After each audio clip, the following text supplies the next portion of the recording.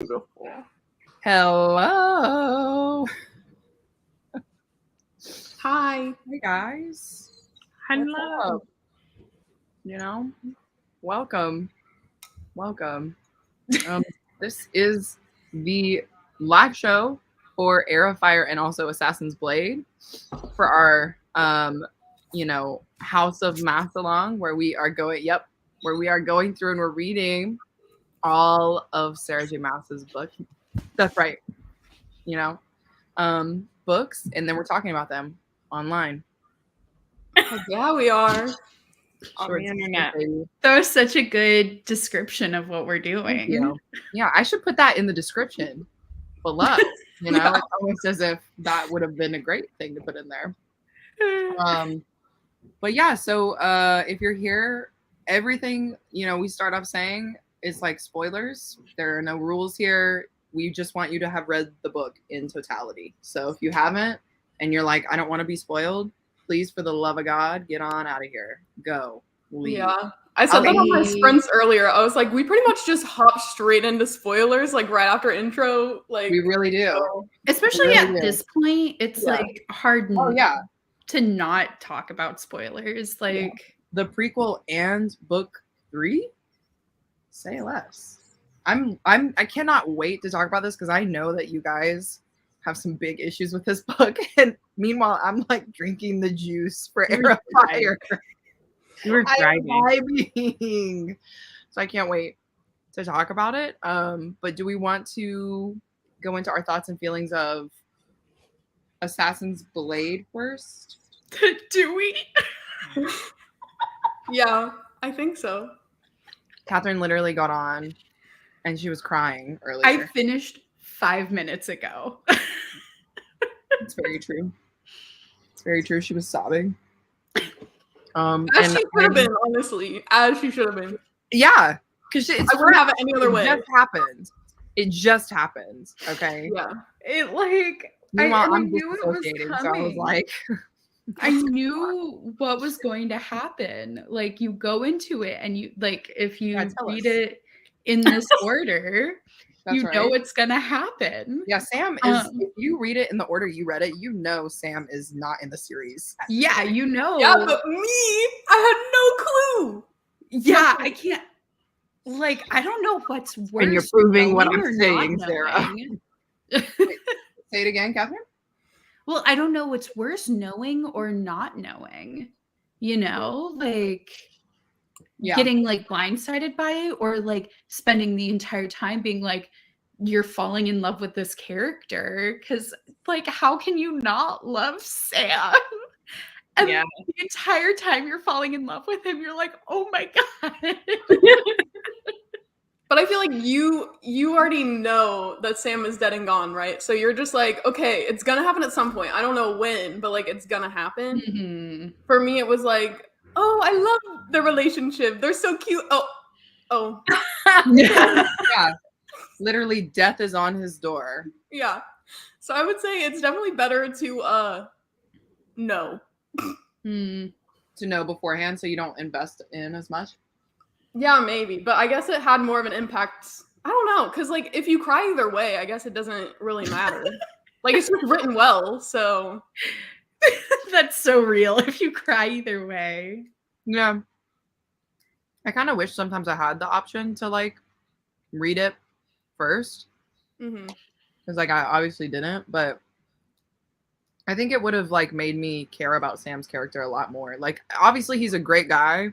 And I love him, but I knew what his fate was. So me emotionally, I was like, I won't put 2 cents into this basket. Like you don't want to be invested in him because you're like, he's just gonna be in this book and that's it. So exactly. Like you are a stepping stone in this story. And I hate to say it, I don't mean to sound rude, but sir, you're not making it past the end. Like okay. Rip. Literally. Like, R.I.P. But yeah, other than that, I mean, how did you guys feel about it, Sarah and Steph? Sarah, you can go. No, you can go. Go ahead. As I eat my ramen. So this one's also a reread for me, and I pretty much remembered it beat from beat, but like the first time I read it, I cried about Sam, and I was emotionally invested in Sam despite knowing, you know, his fate. This time around, it wasn't as good of a read for me, only because I remembered so much of it, but I still enjoyed it, and it still was I found myself getting really emotional about Sam because I really do love his character, and I think that he was like such an important character for Celaena's growth. And I don't think we would be seeing the Celaena in this series, the beginning of the series, if it weren't for her and Sam's relationship. So I just like really appreciate him as a character and their relationship in general. Also, I just don't feel like this reads as short story collection because it's so chronological. It just feels like its own contained story. Yeah. Like it's literally just 5 parts or whatever, 6 parts. Yeah. I agree. Okay, so grab your notes. Listen, this was like the first book I read, right? So I didn't give it a rating when I finished it. Then I read Throne of Glass, and I gave that a low 3. And I was like, okay, well, I liked Assassin's Blade more than I liked Throne of Glass. And then reading Crown of Midnight, I was like, okay, that was really good.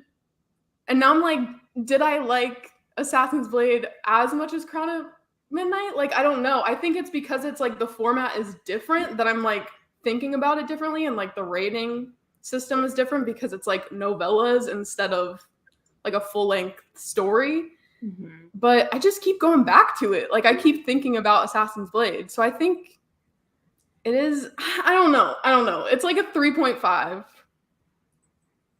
Maybe. I don't know. 3.5 or 4. I haven't really pinned it down, but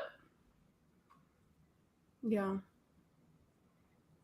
I can see that. I don't think I rated this one, even though it didn't feel like short stories. I don't normally rate short story collections. Yeah. Because it's hard for me to like come up with a number. But if I had to give a rating, I think I would give it 4 stars, just because how can you get me invested in this man? How could you do this? Why would you get me invested in this man? Why would you get us invested? Oh, yeah. Hi, Christine. We're really hosting now. I was seeing her screen start to go away, so maybe the internet went out or just kicked herself out to come back and see if it worked a little bit better. Catherine, what'd you give it? I mean, so I don't give ratings to any books. Oh, right. But like, I really enjoyed it. And I agree, like, it doesn't feel like hi, Christine. Sorry, y'all, my internet really just said, huh. Anyway. That was funny. You didn't miss much. You're good. I was just saying that, like, I agree. It doesn't read like a short story collection. It just reads like a book in multiple parts. Yeah. And sorry, I was invested. Well, I like got so invested in Sam from like the beginning. And I don't know if it was because I knew what he meant to Celaena going into it. I'm like, he's going to be an important character. Or just like, he's just so sweet. Yeah. I mean, I feel like in terms of my understanding, I mean, I told you guys a little bit about this, but like in terms of my understanding, Assassin's Blade is the one that like hooked me the most, and I was actually like very invested in what was going on, and I was not really confused at any point in time. So that's why I think I liked it more than the other books, but like, I don't know. Yeah, it's definitely more straightforward, I think, because we're not following any specific plot line that's continuing to unfold in later books. Like, yes, in theory, stuff with Arobin is gonna come back around, but like it's not as intense as the core series where we're like learning about this magic system and we're learning about these politics. Like, it's just very straightforward stories about how she got to the salt mines. I think like I do find it interesting that she made this like a whole separate book, because I feel like it almost could have been like, you know how sometimes authors will put like at the beginning of a chapter or beginning of a section in a book, they'll put like, here's some backstory. And now we jump into current timeline. It definitely felt like that could have happened. Not to bring up Six of Crows so early into this but that's something that like happens a lot in that series where it's like, here's some backstory, and now we're in the current timeline that like is relevant to that backstory. Would you suggest that happening in Heir of Fire? Or which book would you suggest that the timeline kind of starts doing that? Like, would you say Heir of Fire, or would you say like as soon as she starts kind of like seeing other men that aren't him? I feel like it could have been scattered between Throne of Glass and Crown of Midnight. Well, that's what I was gonna say. Like, it could be scattered like where it's relevant. Yeah. Like, so it could be through Throne of Glass to Crown of Midnight to even Heir of Fire, like when certain things are going on, to give you a little bit of context. I do think once you get to the end of Heir of Fire, like we're good. We're in the current timeline. Yeah. Like we don't need any more. Like we should have the backstory, which is why I think it's a good idea to like read this at the end of Heir of Fire and not like any of the later books. But yeah, I kind of like the idea of having it be like a certain section, like right before certain chapters, just because at that point, I feel like as you're reading it, you wouldn't know like if Sam is alive or dead, especially if you start in Throne of Glass, because at that point you don't know much about Sam. You just know that Sam is someone she cared about, and then that comes out like later on. You know what I mean? So I think in Throne of Glass, you really could have been like, okay, what happened to Sam? Right. Did he like, betray where him? Is he where in is like Sam? the other camp? Like, yeah. Wait, can we? Exactly. And I think no, go on. No, say. No, it's not as relevant as what you're gonna say. I'm sure whatever you have to say is relevant. No, you know how like if you're a big fantasy reader and somebody dies and you don't see the body. Yeah. Ooh. I keep like going back to this in my brain. I know I don't actually know, but I doubt it. Like we never have seen Sam's body, and she even says that like she doesn't know what they did with his body. And I'm like, what if he comes back? She does see the body. She did see it. Oh, because I was just reading Queen of Shadows, and she was like, I don't know what they did with his body. I don't think she knows what they did to his body, but like, you saw him after the fact, because like all his bones were like cracked in like weird places, and and they took out his eyeballs. Oh, I think I just blocked it out because I was like, good. You don't need to remember that. No, but I feel like even in Heir of Fire, like when she's talking to Rowan about like Sam, okay, and like you're reading and that's like the first glimpse you get at how like Sam went through it, you know what I mean? And then I don't know if it'd be better to have the context beforehand or like right after that be like, meanwhile, here's what happened to Sam. Meanwhile, Sam is dead. She could have like written the scene between Rowan and her where Selena actually then like tells what she saw. That part. Yeah, because there's so many times, especially in Heir of Fire, when she's talking to Rowan, where it goes to, and then I told Rowan all about this thing. And I'm like glad that you like there isn't a recap, because like we don't need a recap. Right. But it is pretty funny because the amount of like there's several times where it's like, and then I told him everything about Nehemia, and then I told him everything about Sam, and it's just funny. Wait, but is there a reading order where you read? I know people are very like about the reading order. Okay, anyway. But is there a reading order where you read Crown of Midnight, Assassin's Blade, and then Heir of Fire? I think people have said, but it's not a popular reading order. There was that one TikTok that we. Oh. It was like, this doesn't answer my question. Like, what reading order should? I'm sure there are. You can read it in any order. No, yeah. So there's like, but I already read it in this order. But I'm saying, like, I think that would be better than reading it after Heir of Fire. I still think the perfect way to go is to read Assassin's Blade first, but I don't think reading Heir of Fire and then Assassin's Blade really makes sense. I feel like you should read it before Heir of Fire. Mm-hmm. I mean, I read it after Heir of Fire, and I felt like it made sense. So I think it would make sense either way. But yeah, I just know you're supposed to read it before Queen of Shadows because it gives you context for some stuff that happens in Queen of Shadows. That's all I know. Mm-hmm. I mean, I'm assuming because we're gonna Sherman's like, hey. Sherman just really wants to be a part of it. Said I read it too. Yeah, like 5 out of 5. Sherman said, I'm trying to be friends with Fleetfoot. Honestly. Fleetfoot. Okay. Abraxas. I mean, are we going to talk about Heir of Fire now? Okay. Let me tell you my complaint about Heir of Fire. Not enough Fleetfoot. True. Oh. True. Fleetfoot is just like having her best life with Dorian, I guess. Honestly. I don't know. Oh, Dorian. As soon as Selena left, like, Fleetfoot no longer exists. Yeah. He's busy, okay? He's got other things to do. Dorian? Yeah.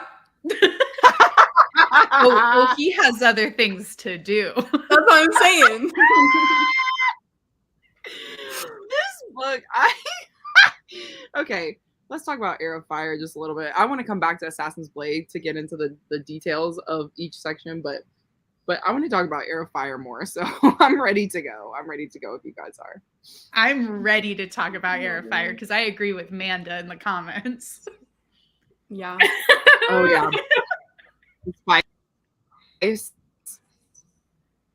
Not me trying to click the comment, and my computer is like, internet who? All right, well, I'm trying, but anyway, basically, a lot happens in Heir of Fire. I think something that we talked about in our group chat a little bit, and by we I mean you guys, is that there's a lot of plot and a lot of like crazy things going on, and there's a many POVs, and we've got different lands and different people introduced and things like that. For me personally, I didn't mind it, but let's talk about why you guys hated it. I mean, I think hate is a strong word.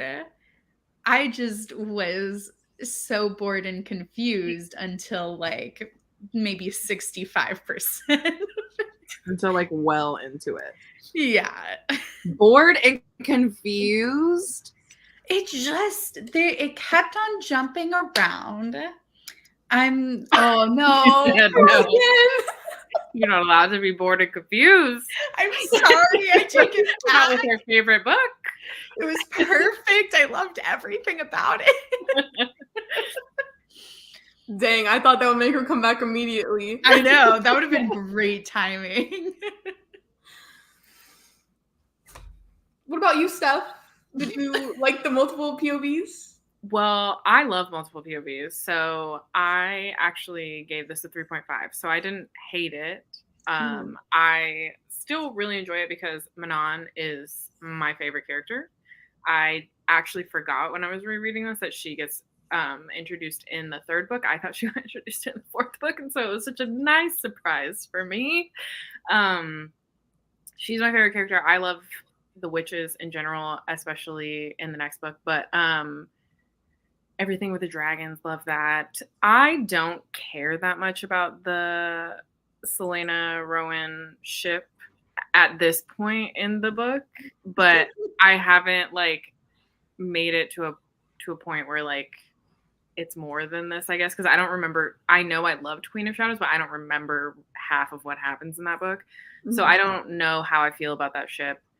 At this point, I don't really care about it, but I'm I still really enjoy like all of the training that they do together. So I think I liked this more than y'all did, and I liked the multiple POVs.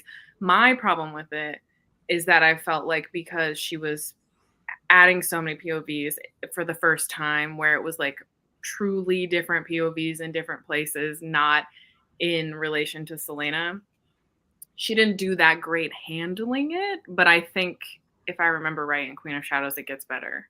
And I think by the end of the book, it got better for me. It's just like jarring to introduce a character that there's no proximity to your main character at all. And you're like, who the fuck is this?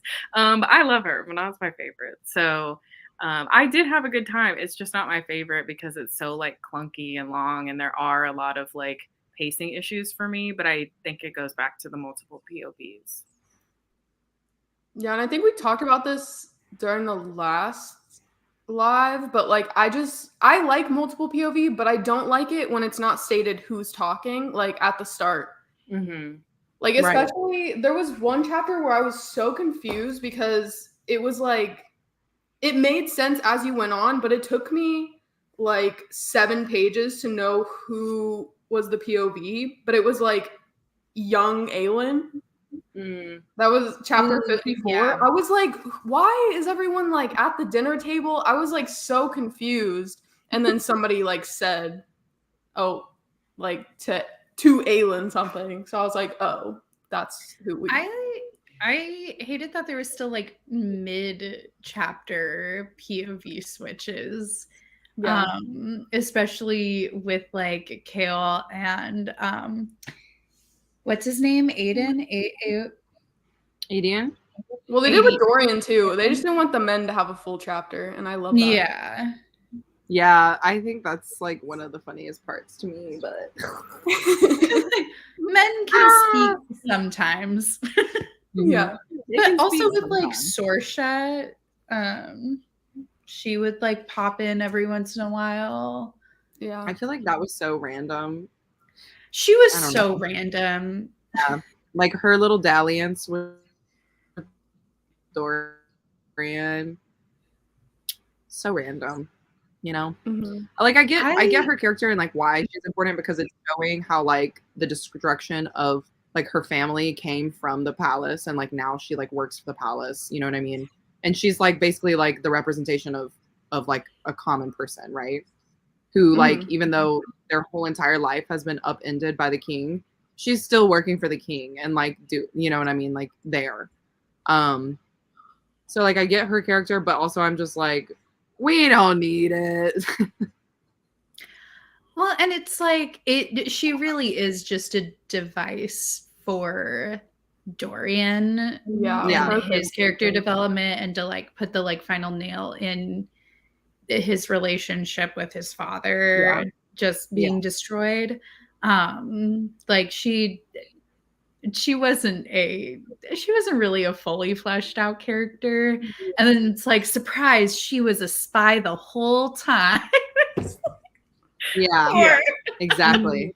Yeah. I think those moments were the ones that like you just sat there and you're like, what are we doing right now? I mean, in that way, like her just being there to like move the plot forward, it kind of reminded me of, I can't remember her name from the last book that was always on drugs. Oh yeah. It's not Caitlin, but it's like Kaltain. Yeah, it's like not Caitlin, but like not fully fleshed out, but just there to kind of like stir the pot. Mm-hmm. Yeah. Yeah. I mean, Sarah, I need to know what's the status on this ship? This new ship. I don't really like it at this point. What? But like I did like look him up to see what he looked like, because apparently he's like tattooed on like half of his body. So I was like, what the hell is that supposed to look like? So I look him up and then I see things and like I don't really care. I don't know. I just at this moment like he punched her in the face, which like normally which like normally I'm like, ooh, that's crazy. I'm like, enemies to lovers. I love it, but I don't know. I was kind of my like opposite reaction. I know. Like, yeah, he like punched her in the face. He's her cousin. Like, what? Like, the cousin really throws me off. That's why I cannot. In good faith, dark romance, y'all. Do I think he's probably more attractive than Kale? Yeah, but 100%. I feel like you got to give it up for Kale. Like, I'm sorry. This? Yeah, multiple times he bites her. It's because he already knows. Kinky, you know, a punch in the face. Yeah, he's already feeling it. Right, Sherman? It's like at the weirdest moments that he bites her, and then he like punches her in the face. And then he like if I am reminded that he's like 500 years old and she's 19 one more time, I am going to rip my hair out. Because why are we constantly being reminded of that? Like, I don't know. Yeah. He just wants to let her know that she is a young girl, and he will bite her to put her in line. Okay. The punch was just so random because like they were like, you know, slinging disses at each other, but like the moment had passed, and then he just pops her in the face, and I'm like, whoa, that was out of nowhere. They're both. I really think like, huh? Oh, I just said they both just. Yeah, they're both really angry. Well. I really think it goes back to like we talked about this a little bit in the last show, but like the fae kind of like behavior in these books is like, it's not like they're like docile, like really pretty, perfect creatures. Like in this world, the fae are like ruthless, right? Like not ruthless, but like, you know, he's going to pop somebody in the face because he doesn't have patience for this. He doesn't have time. And I really think like that kind of feral behavior, I love that word, but that kind of feral behavior is kind of like, just their core being. And so I think like he just doesn't he literally does not care, you know, at that point. And so he's like, this girl's mouthing off to me. She's like 1 year old compared to my 1,000 years, you know, on this earth. So I'm just gonna pop her in the face, like whatever. Yeah. That doesn't make it better. Everyone was telling me that I was gonna love Rowan, and I was like ready to love Rowan, and then I didn't, and I was disappointed. I didn't think you were going to, because I told you were gonna love Rowan. I was interested to see if you would, but I definitely didn't think you would, especially with how much you like Kale. I did not think they're so different. Yeah, they're such different characters, and they do different things for her as a character. But like now I'm worried though, because the blood oath or whatever. Tell us about that, Sarah. Tell us more about that. God. I have no idea. They like exchange bodily fluids, like, but not those kind of bodily fluids. And now not the kind of bodily fluids we like. Kind of like, in terms of like Vampire Diaries, like sired to her, right? Mm-hmm. Instead of May. Yeah, it's the Caranam. However you say it. Well, they're carrying before they make the blood oath, and then he makes the blood oath. And I really wish he didn't. Well, like they took it one step further. Like all they had to do was not have him like connected to Maeve anymore. But then it's like, oh yeah. Like, here's my blood. Yeah. I'm like, but he feels like one of those guys who, you know, just always needs to be in a relationship. He needs to be on a leash. You know those guys, right? What? Yeah. Yeah. No, it's like that thing where they're like, oh man, I just got out of this like really long-term, like 200-year relationship. Now I am going to immediately 5 seconds later pledge myself to you, this 19-year-old. Yeah. Not 200. It was 200 though, Steph. It's so funny. This man is 500 years old. And we would know.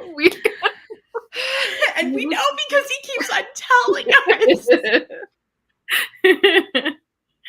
Oh my god. Yeah, he made some interesting decisions for a wise old 500-year-old, you know? Mm-hmm. I feel like people thought I was going to switch teams, is what I'm trying to say. Like, people were like, oh, well, wait till Rowan enters the scene. Like, I think you're going to switch up real quick. And I'm like, I'm sticking with my man. You know what I mean? I don't know if Rowan is your man. I don't know if that's who I would say that you would switch sides for, but you know, there is a relationship that happens in this series. Are there more men? I mean, thus far, we've gotten like a new love interest in each book. I saw somebody's review of this and was like, is this gonna keep happening? Like, is she just gonna get a new love interest in every single book? I'm not speaking to that, but there are other relationships that I already know happen with other characters that I think you might enjoy. Yeah, that's what I think too. Mm-hmm. Does Kale and Aiden, what's his name? Adion. Listen, I'm shipping them. I love their. Me too. They are boyfriends. Yeah. Working to take down the king together. Yeah, it's grumpy sunshine, you know? Actually, not even. It's grumpy. But yeah. Well, it's like grumpy and that like happy-go-lucky playboy vibe, you know? Because Adion is like very like playboy with a heart of gold. I love him. Well, yeah, he's definitely I would say an actor in a lot of ways, because obviously he starts off the book having these like incredibly crazy parties, and you know, he's doing drugs and sleeping with women, and then Kale decides to go to one and stop being a grandpa, and he's like, I don't even see Adion here. Where's this fool? Where's my boy? Where'd he go? And then he realizes that he's like working for the like uprising, right? He's trying to like find Aelin and you know, bring Terrasen back. So that's, I don't know, I just like Adion. Like, I like the guys who act like they're a-holes, and they kind of are, but like also they're about to save the world. Like, what can I say? Rowan, hello. I love him too. I feel like most of the new characters didn't make like any type of impression on me, to be honest. Not even Manon? I was like, why do I care what Manon's going through? Like, why should I? What's funny is I never in my whole life said Manon until I heard the audiobook that I was listening to, and I said, her name's Manon? Because I've been saying Manon this whole time.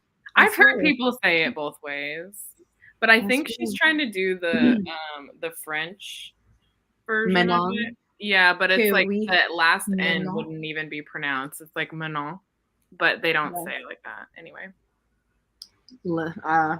Anyway, I won't speak to that. But Manon, whatever, she's one of, my favorite characters, I think. Me too. And like her scenes of becoming like, you know, getting her wyvern and like riding and like bonding with him and all this stuff, like those scenes, I loved those scenes, y'all. I was like, I'm flying with y'all. Let's go. Put the wings out, baby. This isn't good because Christine and I have very similar tastes, and every time we talk about books, we always like the same exact themes.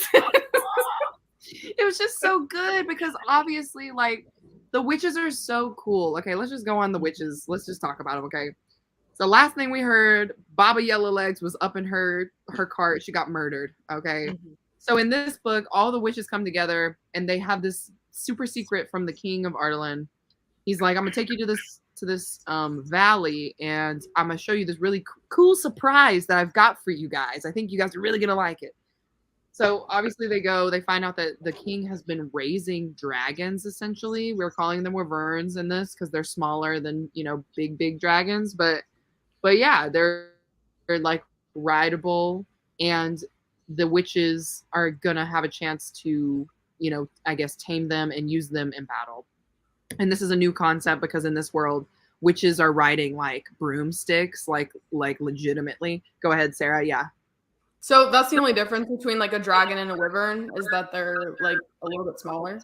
I think traditionally like from what I understood from lore, I don't know about this book, but in lore, wyverns usually only have 2 legs and they have wings. Yeah. They're like smaller, they're more snake-like. Yeah. And then dragons are like the 4-legged, big, like they're big boys, you know, or like, you know, big heroes, whatever. Yeah, so, I had to look up a picture of them because I was like trying to picture. But I think in this one, I don't know if there's much of a difference like on page that's explained. So I just go with like the traditional kind of like definition of like what a wyvern is. I think it's mentioned in the first Throne of Glass, where because it's like part of the royal crest, the wyvern. Yeah. And it's like at some point it is mentioned that it's like, oh yeah, with the 2-legged versus, and then there's like some other crest she sees that has like the full dragon. Right. Which is there so was much some foreshadowing. Yeah, I was like, that is so much fun. Lots of symbolism here. Obviously, it's interesting that they're raising these wyverns because that's the family crest, you know, King of Ireland. But I just love this whole storyline of them, like all the clans coming together. They're all different in their own ways. And they're kind of like having to fight for not just like their own dragons, but also like within each other to like see which clan is going to be like the wing leader or whatever. And like, not to bring fourth wing into it, but I was like, dang, like I'm really understanding this dragon riding thing. Okay. The quadrants, the wing leaders. I think that was the thing that got me through all of it. Was I was just like, this just, I mean, obviously this came first, but I just couldn't stop thinking about Fourth Wing when reading the like Manon stuff and the dragon training. And it's like, it's so similar. And I was like, oh, no one has any original ideas. Cool. Basically. Yeah, I mean, I didn't really care very much about Manon. I feel like once she's a little more integrated into the rest of the stories, I'll be more interested. But at this point, it would just like every time we jumped to her, I was like, okay, here's more backstory.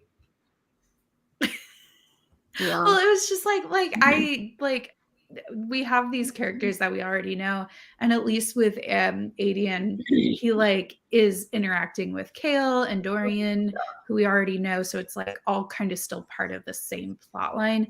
And I know that like Manon is going to be important later on, and I know we're going to like get more of her and get more interaction with like the rest of the crew. Right now though, I'm just like, every time we jump to her POV, I was just like, okay, here we go. This is like just information that I need to store in my brain for later. Yeah. Like, especially, I mean, the only part of her like plot line that I was invested in / cared about was like when she first chose her wyvern, and then literally it got got by the other one that was like kind of the underdog. But then they were like, why do you want to claim this one? Like, he's not up to speed with all the things. A little like, handicap for sure. Yeah. So I do love him though. Yeah. Abraxas? I love Abraxas. Like, I like him better than Manon. So yeah. I think I liked it even the first time around reading about the witches, because I just think that's really cool. But I also think because it gave us this interesting POV about what the king was doing, because he's obviously using them for his own gain. And it's like, we don't really know why. So getting it through her perspective, where you have this culture of witches where they're so ruthless and they're so unforgiving and brutal, and like they're raised to believe they don't have feelings. And then Manon chooses this, you know, underdog of a dragon or wyvern, and she starts to kind of change her mentality of things. You see glimpses of her like changing her thinking and realizing that like she can think beyond how she was raised.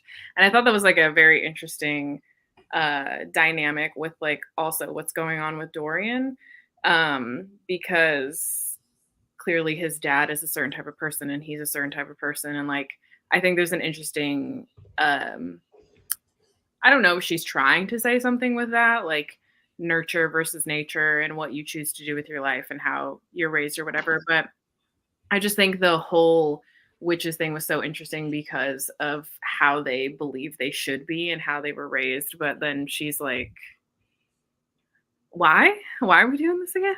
So I don't know. I'm just like, I've always been so interested in that dynamic, but also because it gives you that like different perspective on what the king is doing, which we didn't really get before. Yeah. And I mean, poor Christine, whose internet is dying. There she is. I was like looking at the comments, and like both Haley and Bryce are saying like they liked Manon so much more in their reread, and I have a feeling like the further I get, like we get into it, I'm gonna be more interested in her. Well, yeah, I mean, it's hard to care about a character that like came out of nowhere. They're not connected to any of the characters. And I think that's why people struggle with Heir of Fire, is because it's such like a jarring experience to have this character come out of nowhere. So and she's only really in like not even a quarter of the book. Yeah. Like her POV is very small. So yeah, I'm definitely thinking I'll be more invested in her later. Especially no Christine. That's rough. Yeah, especially as we get further in. And it looks like people are saying that like in Queen of Shadow, she's more involved. So I mean, I was hoping we never have to see her again, but like I knew that wasn't the case, because any character that's introduced and not killed, we're gonna continue with them, because like why even bring them up if we're not gonna like integrate them with the group? I know Steph's giving me the side eye right now, but like yeah, honestly at this point I don't have any investment in Manon. That's fair. Yeah, I mean, I think that you had said in the last book too that you didn't care about the witches in general. So I didn't have any hope that you were gonna enjoy her POV in Heir of Fire when you said that. Yeah. But like Dorian, what a lollygagger this man is. Can I just say I didn't care about Dorian at all. And I love Dorian, but by God, every time we went to his POV, I was like, all right.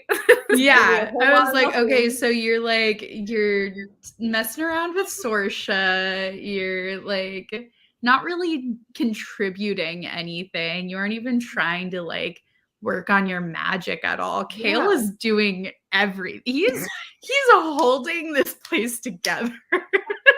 Honestly, the only time I ever even cared for Dorian's plotline was at the end, you know, after his girl just fucking gets her head chopped off.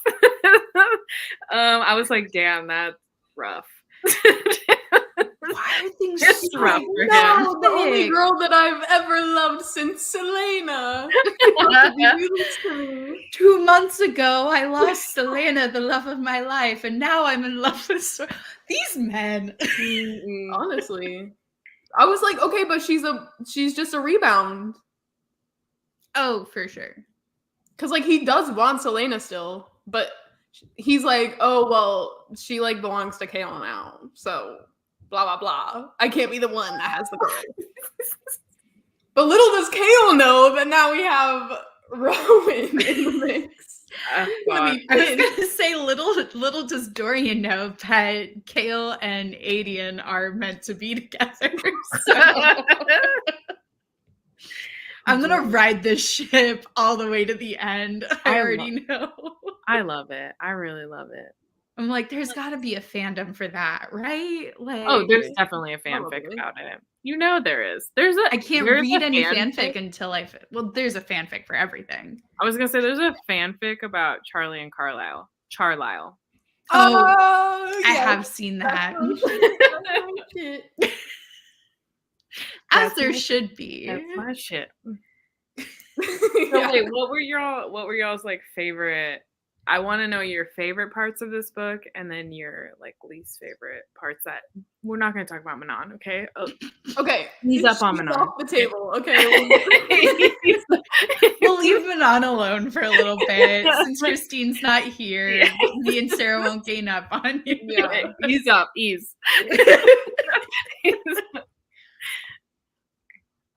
Favorite part? Catherine, do you want to go first? Oh, okay. Well, Because I'm going to be a negative Nancy. well, it just was like, it was a little bit, I think I said it was a little bit of a slog at the beginning as like Selena's like trying to she lives. Wow. Chat. Oh my god, my energy level was so low, but me fighting with my computer just now. Sorry, I didn't mean to interrupt everything. No, you're I'm good. so sorry. But the way that I just cussed out my computer. And then suddenly it was like ta-ta and like turned on. Anyway, what are we talking about, guys? I asked them to talk about their least favorite and favorite parts of the book, and I told them they had to ease up on Manon because I can't deal with it anymore. Look, you don't have to ease up on Manon, but be prepared for me to tell you all the reasons why she's amazing. Well, just because you weren't here and it was like Catherine and I against Steph. Yeah. Wait, is that the worst part for you? For real? The Manon parts? No. Okay. No, Dorian was the worst part for me. You didn't like We could all agree. We were also talking about Dorian while you were gone and how he did a whole lot of nothing. Why are my faves being hated on? He did nothing he was literally just there to like have a little to have a dalliance. He wanted to have a dalliance. Him finding out about Selena being Aelin was the most anticlimactic. I know. Yeah, it really was. It was very like you know, like the girl was like running his mouth, spilling the tea to everyone. I was like, why are you telling literally everybody that you know? I guess we've got to tell Dorian, like, God, he's like the little brother who like literally isn't involved in like your older siblings, like, you know, playtime or whatever, but he wants to be so involved. Like he wants to be the one. Kale and his boyfriend are like trying to solve crimes here. They're trying to solve crimes. They're very confused as to what's going on. Yeah. And then Dorian just tags along. Not even tags along. Not He's even. just listening in at the door.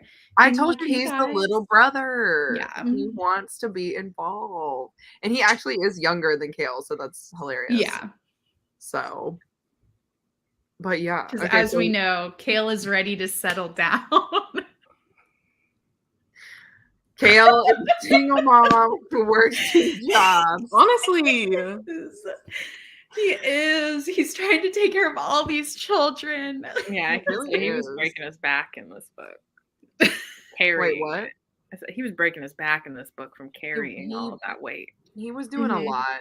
He still annoys me. I don't know. He was breaking his back when he needed his back to be broken, you know? Like he needs it to be broken for sure. And unfortunately, Selena by Adian breaking his back. I just love him. Sorry, I interrupted you, Steph. No, yours was better. I was going on the Selena thing, and then Catherine was like, "But Adian, okay." Just saying. It's true. It's definitely he definitely acts with Adian how he acted with Selena when she first came into town. You know, he's very much like, "Ooh, I don't really like you. Like you're kind of annoying. Like ew." And then like obviously he falls in love with Selena, so you're like, if history repeats itself here, I'm seeing a trend of sorts. Kale likes to keep it in the family. Kale does. They all do, apparently. Apparently, everyone's related. So true. Very interesting as well. Very interesting as well. Yeah. Okay. Well, so favorite parts. Hold on, let me pull up my notes. Wow, no one's got a favorite. Oh, well, but I got it. Okay. I was like, you've been in and out of this. I think that of the three of us, I liked it the most. I gave it a 3.5. And I enjoyed it the most out of these two for sure. Okay. Manon is life for me. And then I liked everything that was going on with Rowan and Selena, except for it's not that I dislike the romance. I'm just not invested in it. But I like what's going on with that because it's building this plot more. And it made me really interested in what's going to happen with Maeve down the line as well, because that's got to be something. She's got to be pissed. Yeah. And I'm also just curious if down the line I will end up liking Rowan and Selena.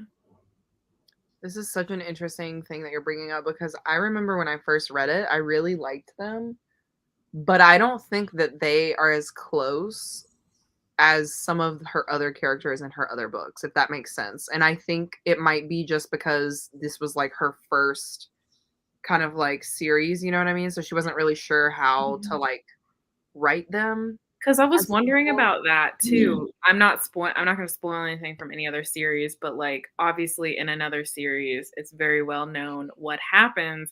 And I was all for that. I was in it. I was invested. And this one, I feel like it was just a little whimper. Yeah. The transition. Mm-hmm. And I'm anticlimactic. Yeah. Sorts. I would say it's almost more their relationship is more similar to, I'll keep it vague, the relationship we get in Silver Flames. I haven't read that one yet, but I know who the ship is. Yeah. Just at the very beginning, definitely like more of a slow burn type of thing.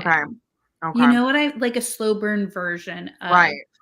Yeah, well, this is like not enemies per se, but like definitely a hate to love for sure. Yeah. Like, they really don't like obviously they're like, yeah, every person's hot, whatever.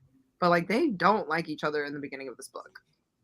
Well, obviously. And also like for Rowan and Aelin, Selena, whatever we want to call her, they like, he is very much of the like, you need to get your shit together. You need to like we need to save the world here.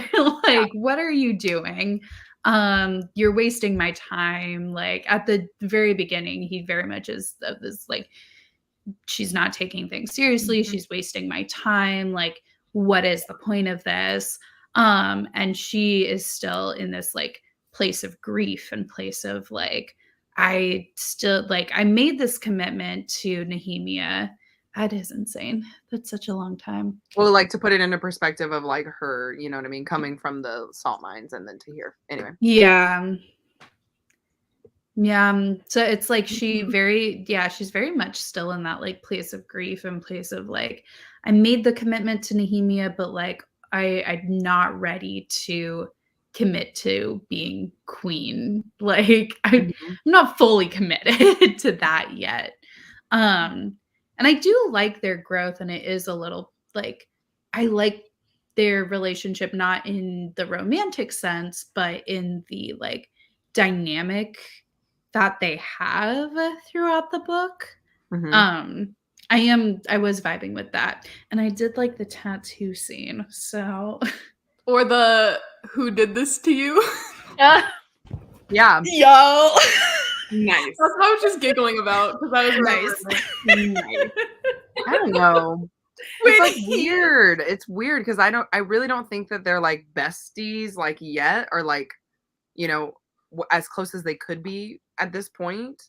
But I do remember loving them, like, and I love all their scenes together. I don't know if it's like that tough love because he's like, Rowan is very much jaded in this book. You know what I mean? Like, obviously going into his character, we realized that like he was married once, his wife died, she was pregnant. You know what I mean? He's got all these tattoos with like the memories of like his past and all these like horrible things that have happened on his body. And so like, this is his thought process. He's like, the world is not really worth saving, but like I gotta be here because like obviously I made a nose.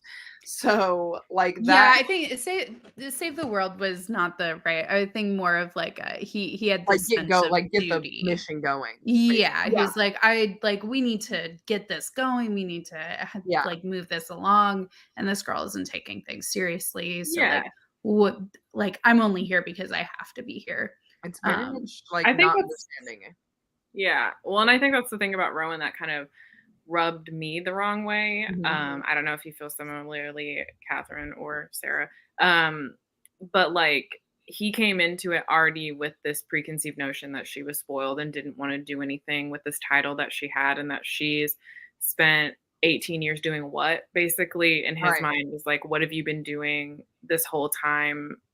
You've known your identity, you've known what your goal needs to be, and it's like, oh, so the death of it, which she doesn't really know about, I guess at this point, is that like the death of her friend is what's kind of pushing her forward. But it isn't until the moment that he understands her grief and what she's actually been through to get to this point where he starts to soften to her, and he realizes that like, oh, you've been through things like I have, and that like it hasn't, because I feel like, this is my opinion on Selena, I don't know if y'all feel this way, but I don't feel like she's as jaded as some of these other characters that we have that have been through things, and she's been through a lot as a character.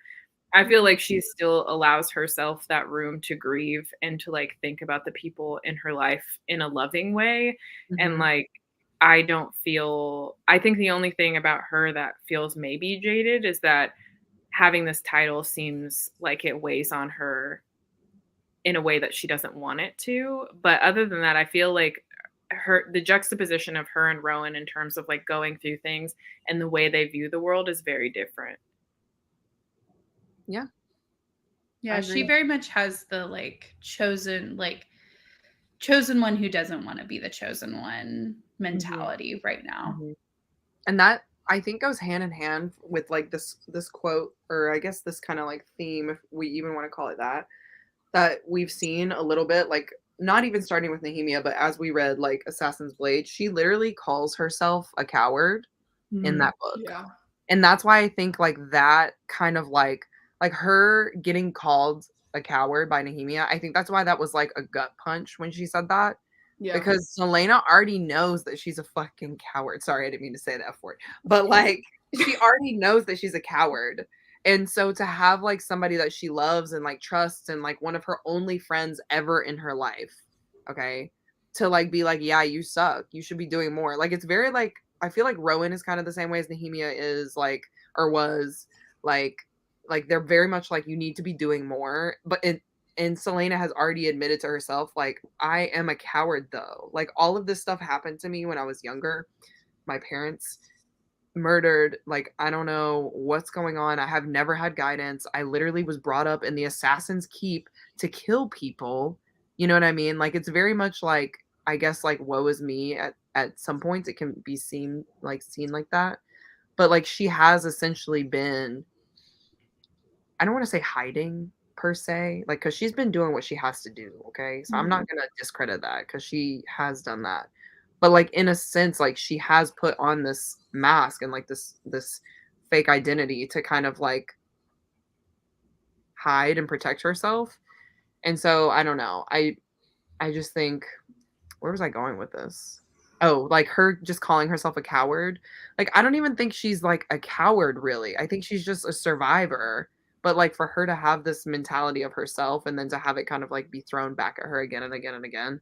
Because I don't think Rowan actually calls her a coward, like in those words, but he obviously alludes to it, right? So I don't know. And she calls herself a coward in Assassin's Blade. Like, that's what I'm saying. Like, she tells Sam, like, instead of telling him who she is, she's like, I'm a coward. And that's when he does he tells her my name is Sam, whatever. And that's like what she does throughout the whole entire like Throne of Glass series. She like that almost every book. She's like, I am Selena Sardathian. Like I'm I'm not afraid. I'm not afraid. And like blah blah blah. So I think that's like an interesting theme throughout these books. And it'll be interesting to see how that mentality of hers changes. Because in this one, she is like kind of like what you guys said. She is still in that, or at least what Steph said. She still is that like grieving mentality. Like she's still not well mentally. So for me, girl needs some therapy.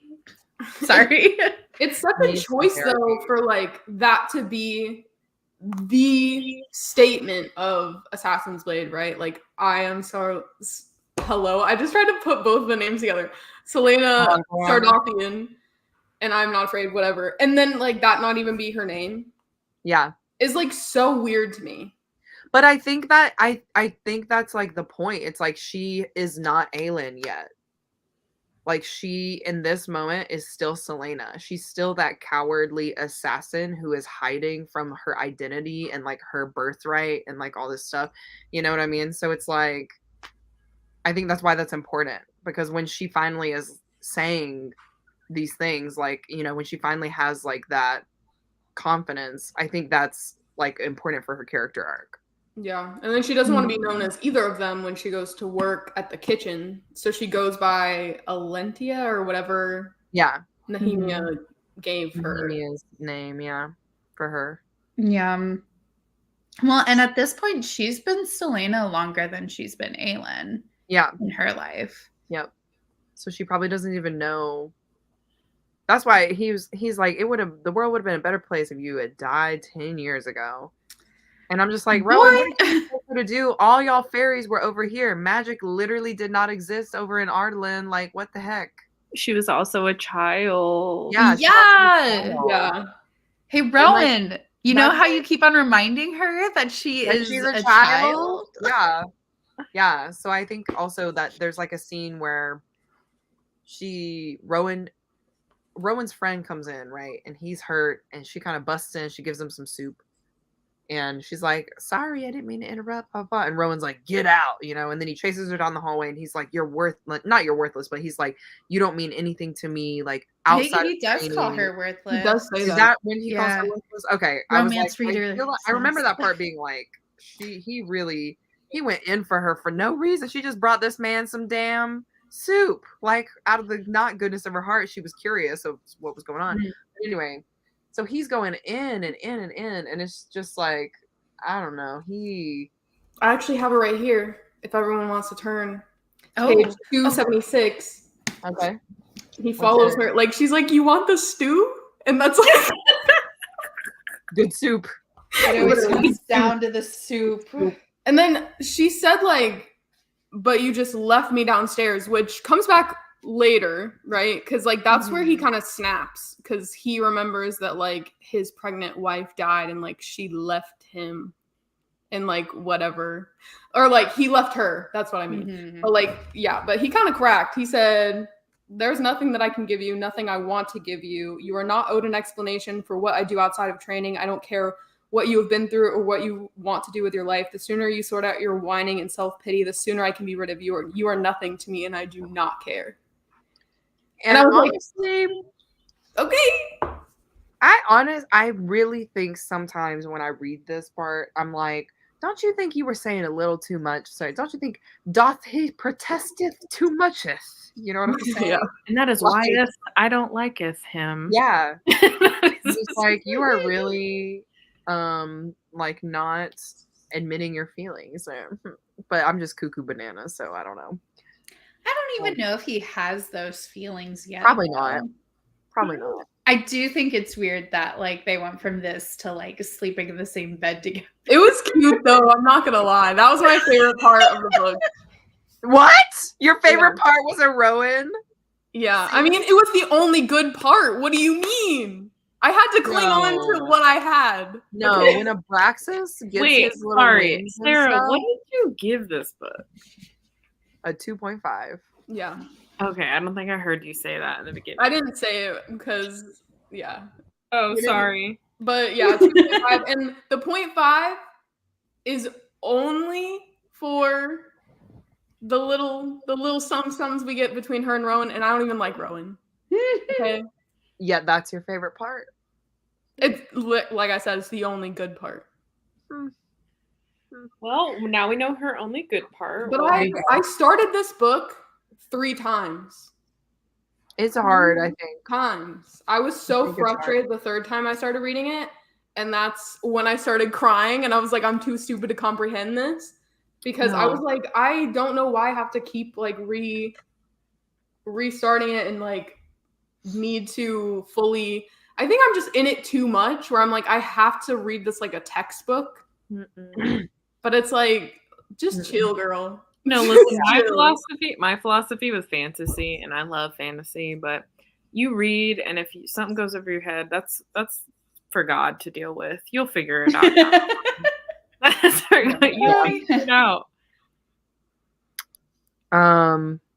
Yeah, I agree. I mean, I think there's a lot that happens in this book. Like, this is literally what I was trying to reference in this moment. It's when Emery, do you guys remember the cook? He like sets Rowan straight, and he's like, bro, can you not act like a pighead for like 2.5 seconds? You know what I mean? Like, get it together. You're the old man here. You're supposed to be wise. But yeah, I don't know. I mean, their whole relationship, it's really interesting.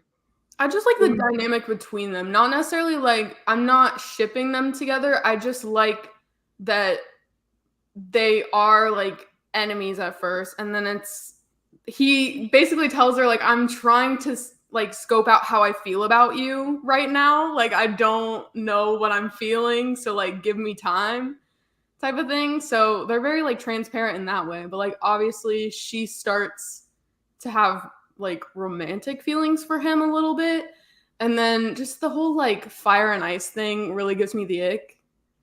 But like this, where she's like, she gets like to the full depth of her power or whatever, and then they have to like take off all her clothes and put her in the water to like simmer her down, basically. And then the "who did this to you" thing happened. Who did this to you? Okay.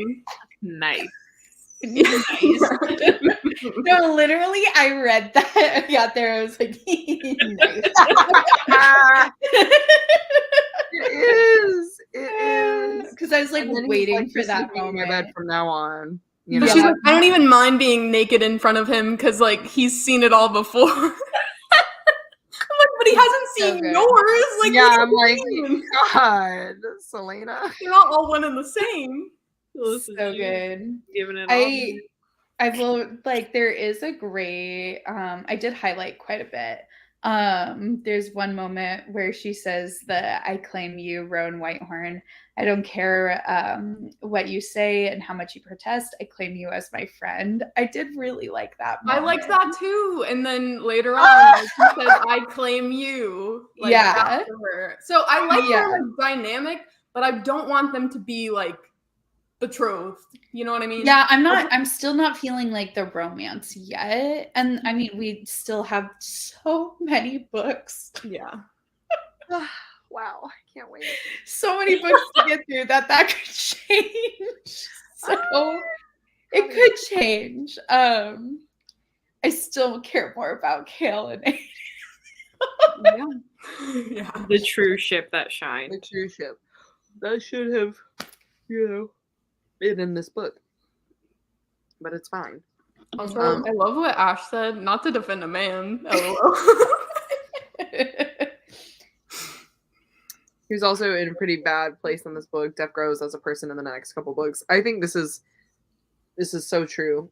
Honestly, with Sarah J. Maas characters, at least in this series, I've realized when you first meet them, you're kind of like, I don't know about you. I don't know if I like you. I don't know what you got going on, whatever. But then I think like the more obviously the series goes on, the more the characters develop, and then you can kind of see different sides to them. Unless you're Manon, okay, who I loved from the beginning. But anyway,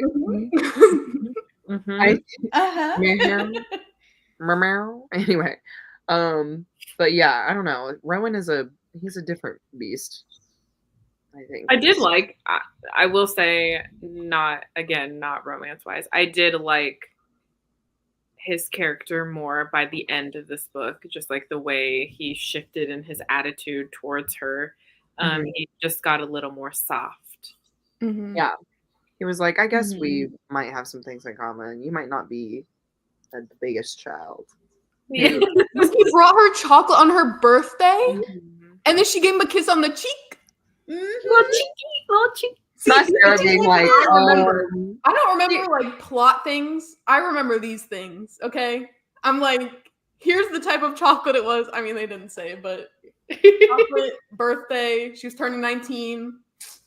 I just love that she literally loves food. Like, that's probably one of my favorite things about her. She's like, I'm just gonna eat everything. And I'm like, yes, same. Yeah, girl. Yes. Eat that bread bowl. When she eats at the kitchen, they're like, when was the last time you had a meal? Like, why are you scarfing that down? Yeah. She's like, literally this morning. Anyway. Thanks for asking. I just want to answer this really quick because I think Bryce might be going. But our next one is on the 12th of November. Yeah, Queen of Shadows. Queen of Shadows, which will be Cuckoo Bananas. Cuckoo Bananas. I forgot to ask, are we talking about Empire of Storms and Tower of Dawn at the same time? Because tandem reading? Yeah, okay. Yeah, I think we're all tandem reading, so. Also, that one I'm going to try and I think maybe schedule it a little bit earlier is what I'm thinking in the day if it works out for all of us. So. Well, I don't know because I finished this one 5 minutes before. So I was like, we're gonna have a lot to talk about. Yeah, too, I think. Yeah. But yeah, okay. So going back and forth here, I guess. There's a character that's in Assassin's Blade that's also a little mentioned in this series, and that's Lysandra. Do you guys remember her? Yeah, she's the courtesan. Yeah. Wait, when is she mentioned in? Was it this book or was it the book one before? It might have been the one before with Archer. I'm getting It's not ringing any bells for me. Okay, love that. I think I can't say anything either because I think it was the one before with Archer. Yeah. But now I can talk about her, I think, because she was in Assassin's Blade. There we go. There we go. So I think I'm going back to Assassin's Blade for just a second because I think in each one of these parts there are different things that you can kind of take from them, some foreshadowing things, like things that might be important to the rest of this series. Yeah, go ahead and get your notes out, Sarah. Yeah, I gotta refer to my. Go ahead and get your notes out. I think one of the biggest things in Assassin's Blade is this theme of like the stag, the Lord of the North, the stars, being in this like calm state of mind. Okay. The one in like the first 50 pages, there's literally she's talking about the stars and she's talking about how she knows all the constellations by heart, and like the stag always points north. It always points what I would assume would be home, right? Because Terrasen is in the north.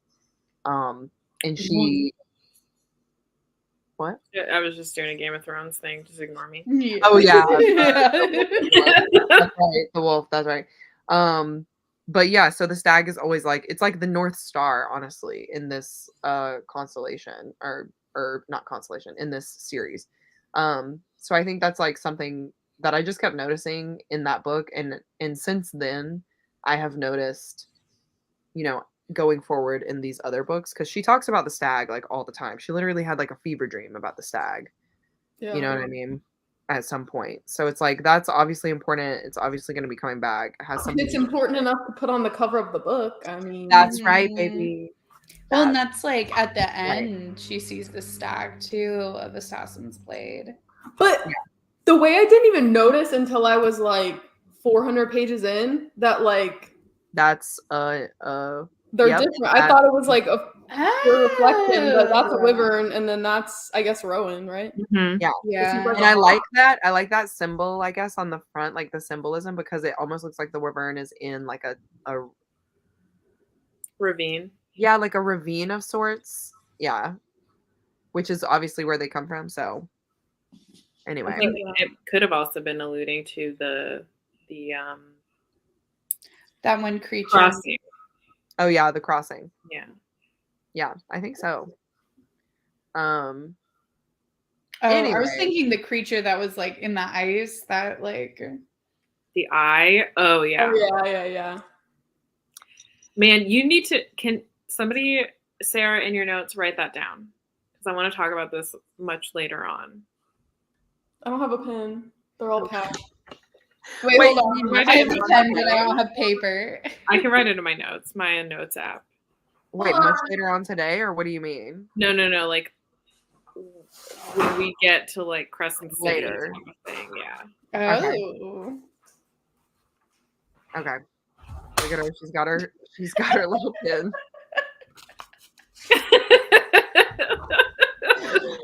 What am I writing? We have so long before we get there. What am I writing? It's okay. I put it in my notes. What if you want to put it in your notes too? Creature in the ice in Heir of Fire. Talk about during Crescent City too. We haven't even gotten to the big battle at the end there. Mm-mm. You have an order that you're going in, Christine, though, so I won't interrupt your flow. I don't care. We can talk about whatever. I was just gonna say those creatures are wild. Yeah, 100%. Go ahead. I mean, I don't even know what I have to say exactly about it. Except like, so they're coming through like a different dimension, different universe is what it sounds like. Mm-hmm. So that's interesting. Yeah. I could not, I'm pretty good at like picturing things in my mind's eye. I could not get a read on those things at all. The things coming through the portal. Yeah. But I always love like when a creature like not to bring up shadow and oh my god. when it like puts something in like complete darkness, puts the area around them in like complete darkness. I think that's like always super cool. And also feeding on her like fears and memories. They had a lot going on. It's similar to a few like other things that we haven't read yet as a group that I thought of. But yeah, I mean, I guess the safe thing to talk about is like the Valg, right? Those guys, because they're from another place. Like they're not from this place. They just kind of happen to like get there. Well, I guess they're descended from something from another place because like essentially they're like demons, right? Yeah, and they're invited by the king. Like the king summons them. Yeah. So it's like they're their own thing, right? And the reason why we have witches is because of the Fae to like remind, of how everything's put together. So we realize, I guess, later on that like they're sucking the life out of people. They're just slurping them down like juice boxes. Wait, I love that visual. Sorry, just slurping. It's a great visual. Well, the witches are like almost vampire-like too. Yeah. They're sucking the life force out of them. And it's crazy. It's really crazy. I don't know. There's just all these like crazy monsters and things like the skinwalkers in this series. Yes, the skinwalkers. That was honestly, I really loved that part. I thought that was a fun part. Wait, would not you be like, yes, the skinwalkers? That was the only thing that I was actually like following. Cause the whole like V word, I don't know what the Valg. Yeah. I mean, essentially to like defeat them, she has Selena or Aelin, whatever, she has to like level up to like the upteenth degree. You know what I mean? She has to summon light. Yeah, she has to summon light and like become, the Super Saiyan, essentially. She has to be the sun summoner. Oh my god. She is Shadow and Bone. Well, I'm just like Valg Volcra. Yeah. No, I think a lot of these things come from like folklore and like legends and things like that have already kind of been, like done. But but I think actually going back to the witches really quick, I think that's one of the reasons why I love the witches so much in this series, because I think it's one of the most original takes I've ever kind of seen on witches, I guess. Even though it is like based off of like some kind of like Russian like folklore, because of Baba Yaga and like that kind of a thing. But like I don't know, just like the iron teeths and like iron fangs and just them being these like baddies that like hate everything, and it's kind of like Steph said, like they think that they don't have emotions because they're raised that way. Like that's just one of the coolest things. They did but explain too, like why they had. Oh my god! I almost fell out of my chair. You fell in your Sorry, chair. okay, sorry. Good. I almost fell out of my chair. Okay. Anyways, so they do explain like why they have freaking like iron teeth. I can't focus. It's okay, silly. Whatever. Just move on. I have the giggles. We'll come back. We'll come back to that. Oh my god. Not the giggles. The gigs. But yeah, just going into like monsters and things like that. I really like the skinwalker part. I thought it was creepy. And the fact that they like smell like leather because it's people's skin and stuff. I thought that was so cool. I don't know. I was like, I love that part. I'm like, they're literally hiding from the leather man. Like, what's going on? Yeah, I mean, I think that's like some of the things I liked about this book. And I think even in Queen of Shadows, maybe that's why I like Queen of Shadows so much too. Again, I don't remember it as much as the other books, but like it starts to get so much darker and kind of creepier as the series goes, it seems. And I love when a series gets kind of dark. Serious. It gets a little more serious. Yeah. This is for you. When I read about the thing sucking the souls out of people, my brain was blown because of another Sarah J. Maas series. I literally never put it together. So there you go. Ash, you get it. You get it. Ash gets it. Should we write this down so we can come back to this comment so that we know? I'll take a picture of it. There you go. Yeah. I was ready. But yeah, where was I going with that? I have no idea. Cool. Just cool monsters. Okay, and but definitely cool like, monsters.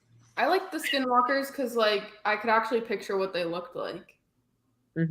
Yeah. I thought it was very cool. I don't know. And that they're just like, they're not male or female. They're just like these beings. Like, I think that's part of like one of my favorite things with world building, especially in this series, that she does take from a lot of stuff and kind of like put it in there, but it's cool to kind of see those monsters, I guess, or like creatures, you know, fairies, whatever you want to call it. The skinwalker. I forgot about that whole thing. So that was fun. That's a fun part for me. Steph, what was your favorite part? Did you ever say? I did. I was talking about the witches and how I really enjoyed the whole dynamic of Manon kind of realizing that maybe the way she was raised and maybe everything that she's ever known about being a witch, where it's like they're raised to believe they don't have emotions and they can kill people, and like it's all about power and dynamics, and that she's realizing, especially because of Abraxos, that maybe this isn't what her life should be. And I think it's a cool dynamic between like Dorian and her, where at the same time you're seeing Dorian, who's been raised by this king who's obviously very corrupt and he essentially wants to take over the world, do all of these nasty things, and Dorian is sort of learning about it and realizing that like, wow, my dad sucks and he's just so different. So I like that like dichotomy of like people going against the grain of what they've been raised to believe and stuff, but also the witches are just badass, and I love Manon with my whole heart. Yeah, there are lots of parallels, I think, between those two characters, and I think it's cool for their character development maybe later on, but Manon definitely, because obviously she's realizing with Abraxas that she doesn't have to be a cold-hearted. Abraxas is really okay. Let's do it a little appreciation moment, because this dragon, Abraxas appreciation. Yeah, Abraxas appreciation, y'all, because he's literally the bait piece. Okay, they tore off all of his like like defenses, right? They took out his freaking teeth. His teeth are rotting, the ones that he has left. He doesn't have them claws. He doesn't have the spikes on his tail. Like, they took it all out. He's the bait beast, okay, for the bigger dragons. And he's supposed to be, you know what I mean? Like, they can't kill him because you're not supposed to kill any of them. But like, he's the one who's getting messed up all the time. And I just like love him as a character, I guess. I'm going to say he's a character because he is. But like, I love him as a character just because of his resilience and just kind of like this, he's the symbol of, I don't know, like being a survivor. I don't know. That little guy. The thing I like about him too is that it's also, I guess, a weird parallel in different ways, is that Manon and him are very similar in that, like, Manon is the one taking the brunt of her grandmother's rage and like having to do specific, like, she has literally been bred and raised to be the matriarch, the leader, and like to be what her grandmother wants her to be, and like she gets the shit beat out of her whenever she goes against what her grandmother wants. And I think she sees in Abraxas that like this kinship, but then one step further is that like she sees he fights against it. No matter what continues to happen to him, he fights against it and like still continues to thrive. And so it seems silly because you're like, he's just a dragon. Yeah, but it's like, I feel like she has a kinship with him. Yeah. I just thought of a really interesting parallel with what you just said, where like Manon is like, she receives the brunt of her like grandmother's anger and like has all these expectations, and it's very similar to in Assassin's Blade, the like king assassin. I don't remember. Arabin. Yeah, Arabin. Like the way that he treats Selena in that, it's like there's definitely a parallel there. Yeah. Where he'll like he beat the crap out of her, and then it's like, oh, but I love you and I have all these expectations for you, and like and use like finally saying like, oh, I love you as a weapon against her. And like Manon's grandmother is very much the same way, for both sure. In their own way, you know. Also, can I just say how creepy it was when there was like a line, oh man, it was towards the end of Assassin's Blade, where is talking about what's his name, and wait, let me see if I can find it, because it's super creepy, where it's like daughter, like apprentice daughter, maybe could have been lover, yeah. And it was like, oh yeah, what? Yeah. I think that's like something that she thinks too, like quite frequently, because she's like the lines have never been like super, I guess, defined, like, because I mean, like, I don't think he's ever like come on to her like that, but like he also like bought Lysandra, who clearly was like a young girl, you know what I mean, like younger than her. Yeah, they're the same age. Oh, now I remember who. Okay. Yeah. That's the thing about Arabin and the way he treats Selena. It's like, it's weird. It's very grooming. Yeah, and it's also like that whole part of me felt for a second that it was out of nowhere when she was like, I don't know if we're lovers or if I'm like his daughter or whatever. And I was like, lovers? No. I'm like, I don't know about that. But like, I see why, you know, as you go into the stories more, why she thinks that. Yeah, why her brain would go to that conclusion. And I was like, especially if she's like sleeping with girls that are younger than her. Like, she's like, what am I to you? How old is he supposed to be again?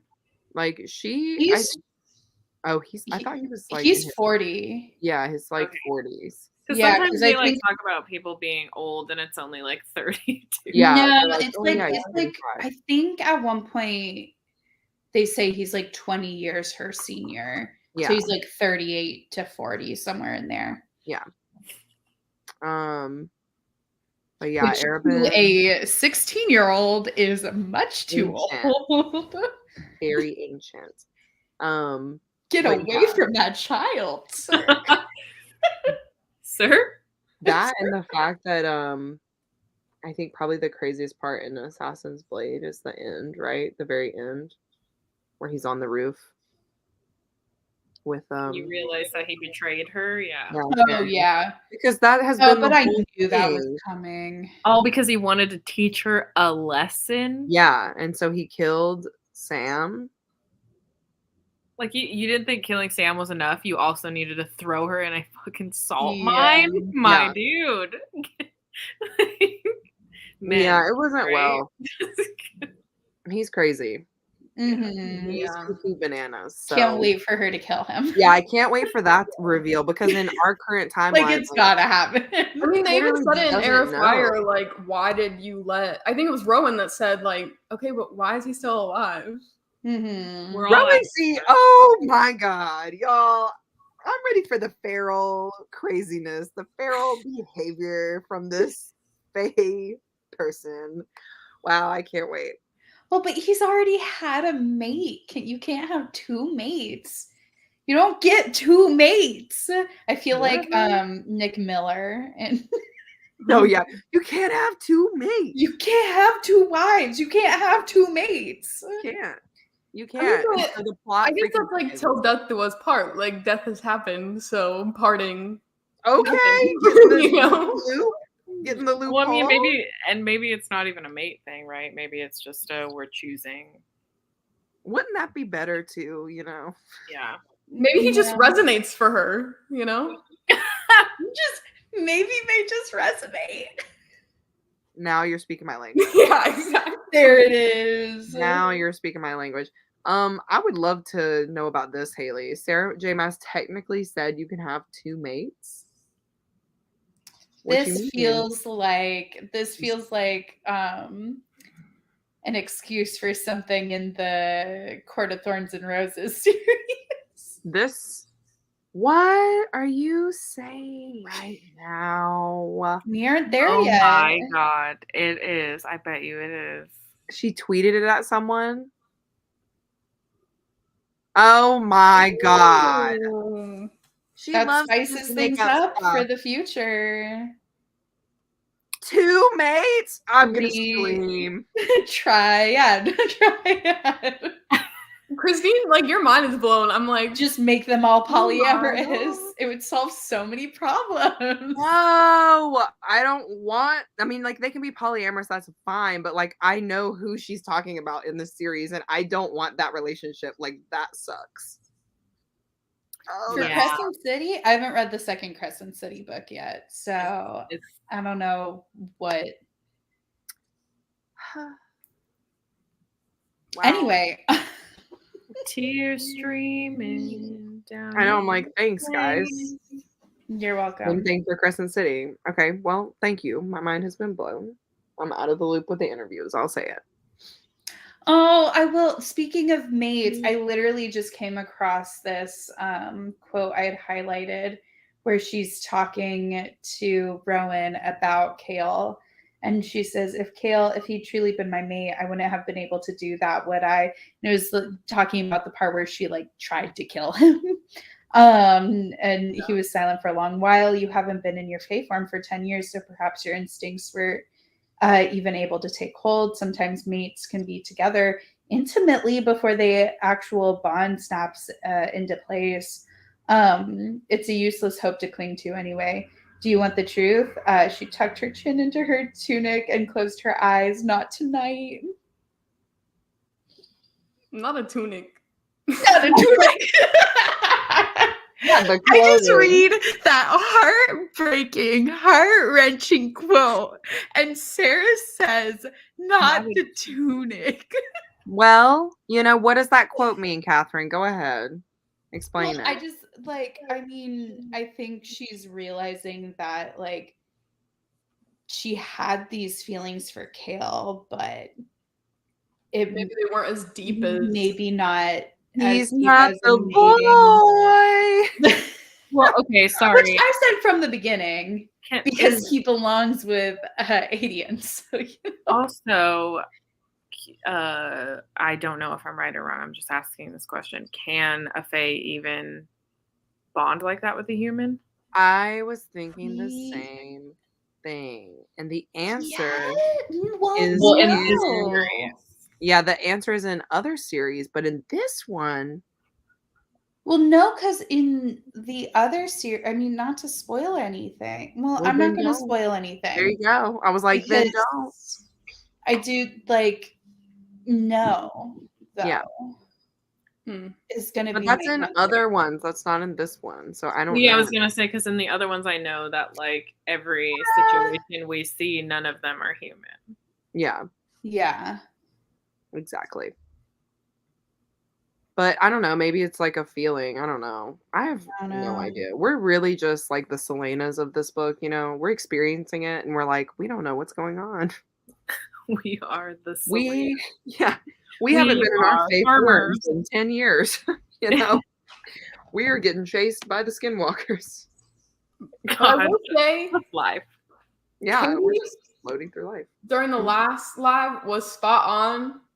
I totally see the parallels between this and New Moon. Okay. She said that Selena's in her New Moon era, okay?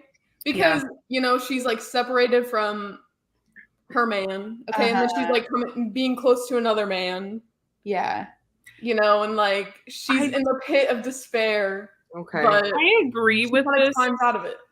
I agree with this, but her despair is not so much about Kale as it is Nehemia. Yeah, I was like, I feel like she's really just talked about Nehemia this whole time. No, like, I know.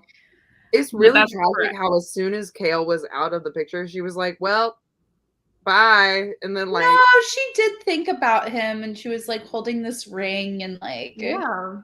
But she the ring makes me so ick. Like the ring she's going through it in general. Like she's having a lot of emotions, not necessarily like over a man. But I'm just saying, why did she take that ring with her? You're right. She didn't love that man. Damn. She did though. She does have feelings for him.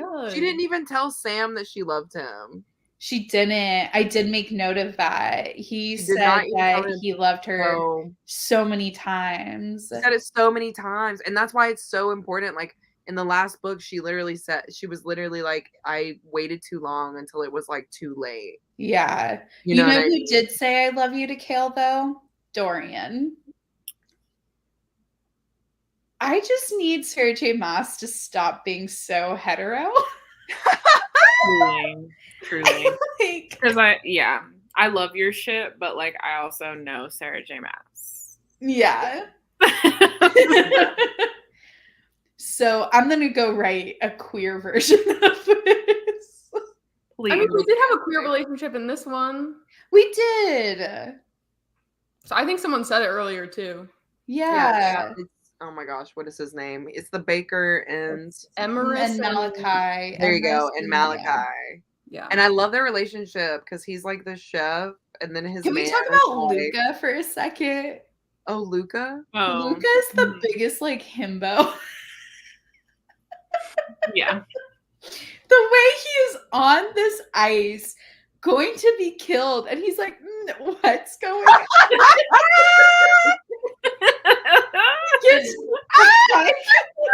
He gets back to the kitchen. He's like, guys, that was wild, wasn't it?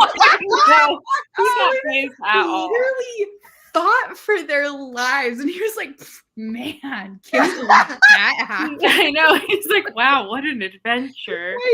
Your accent is so good. I wish I had that attitude in life. That's so funny. I like low-key forgot that happened, even though I know that happened. But like, I just forgot that he was just so like nonchalant about the whole thing. So nonchalant. Yeah, like he just was like, just another day. You know? And then Selena is like chewing Rowan out because she's just like, why did you do that? Why did you use him as bait? Like, what the heck? He has 2 brain cells. He Why really would does. you do bad. He really does. Luca, poor Luca. Bless him. I do love, there's like a couple moments where Selena's like, you're not a good teacher, Tyrone. He's like, I know. Yeah. Yeah. I don't want to do this. Yeah. I did not ask to be this person. You don't want to be here. I don't want to be here. Go across the fucking ice already. Honestly. I do love their like training sequences though. There's something about a training sequence. I call it training. It's just him like telling her to shift. Yeah, literally yelling at her, shift. Yeah. Shift. But then it was kind of like interesting. I thought I tabbed it. I was trying to look for it earlier, but I don't think I did.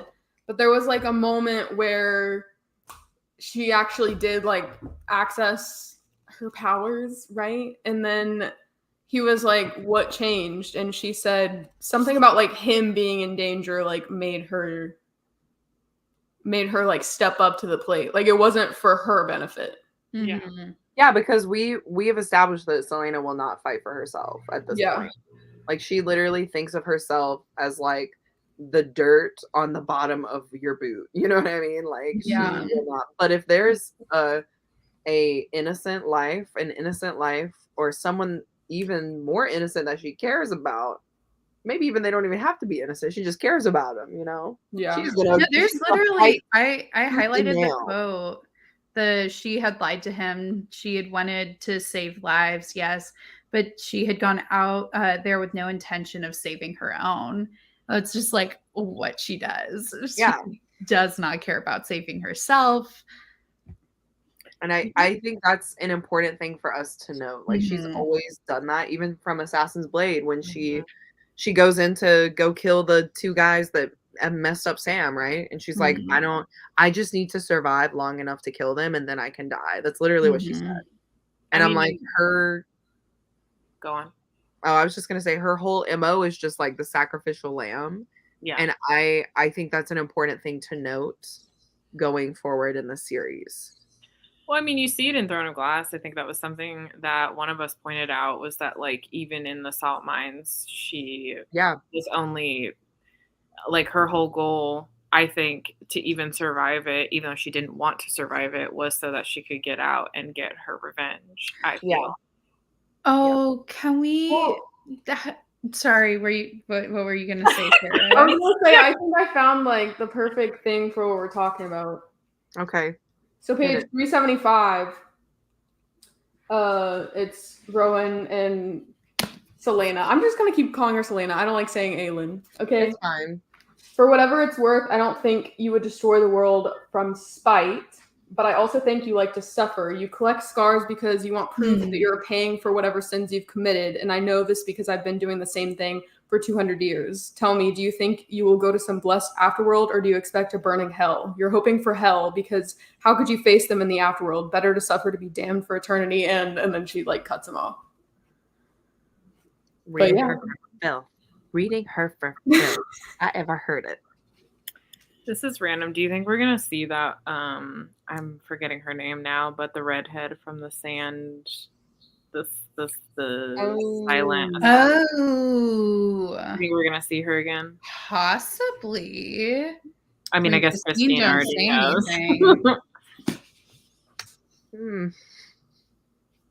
Oh boy. Maybe. I mean, like, because she lets her live in the end. And she comes from a place that we haven't seen before. Nothing is off the table. Because her whole backstory is that her lands got taken over by the witches, right? Yeah. If I'm remembering correctly. So, you know, obviously we've got the witches who mention in this book that they're ready to take back all the lands that were theirs. You know what I mean? Like they have been surviving off of whatever magic that they can, because magic is no longer in this country, I guess, whatever. And that's also an interesting thing too, because they're aging and they're not supposed to age, right? Because they're Fae and Vogue or Varg, whatever.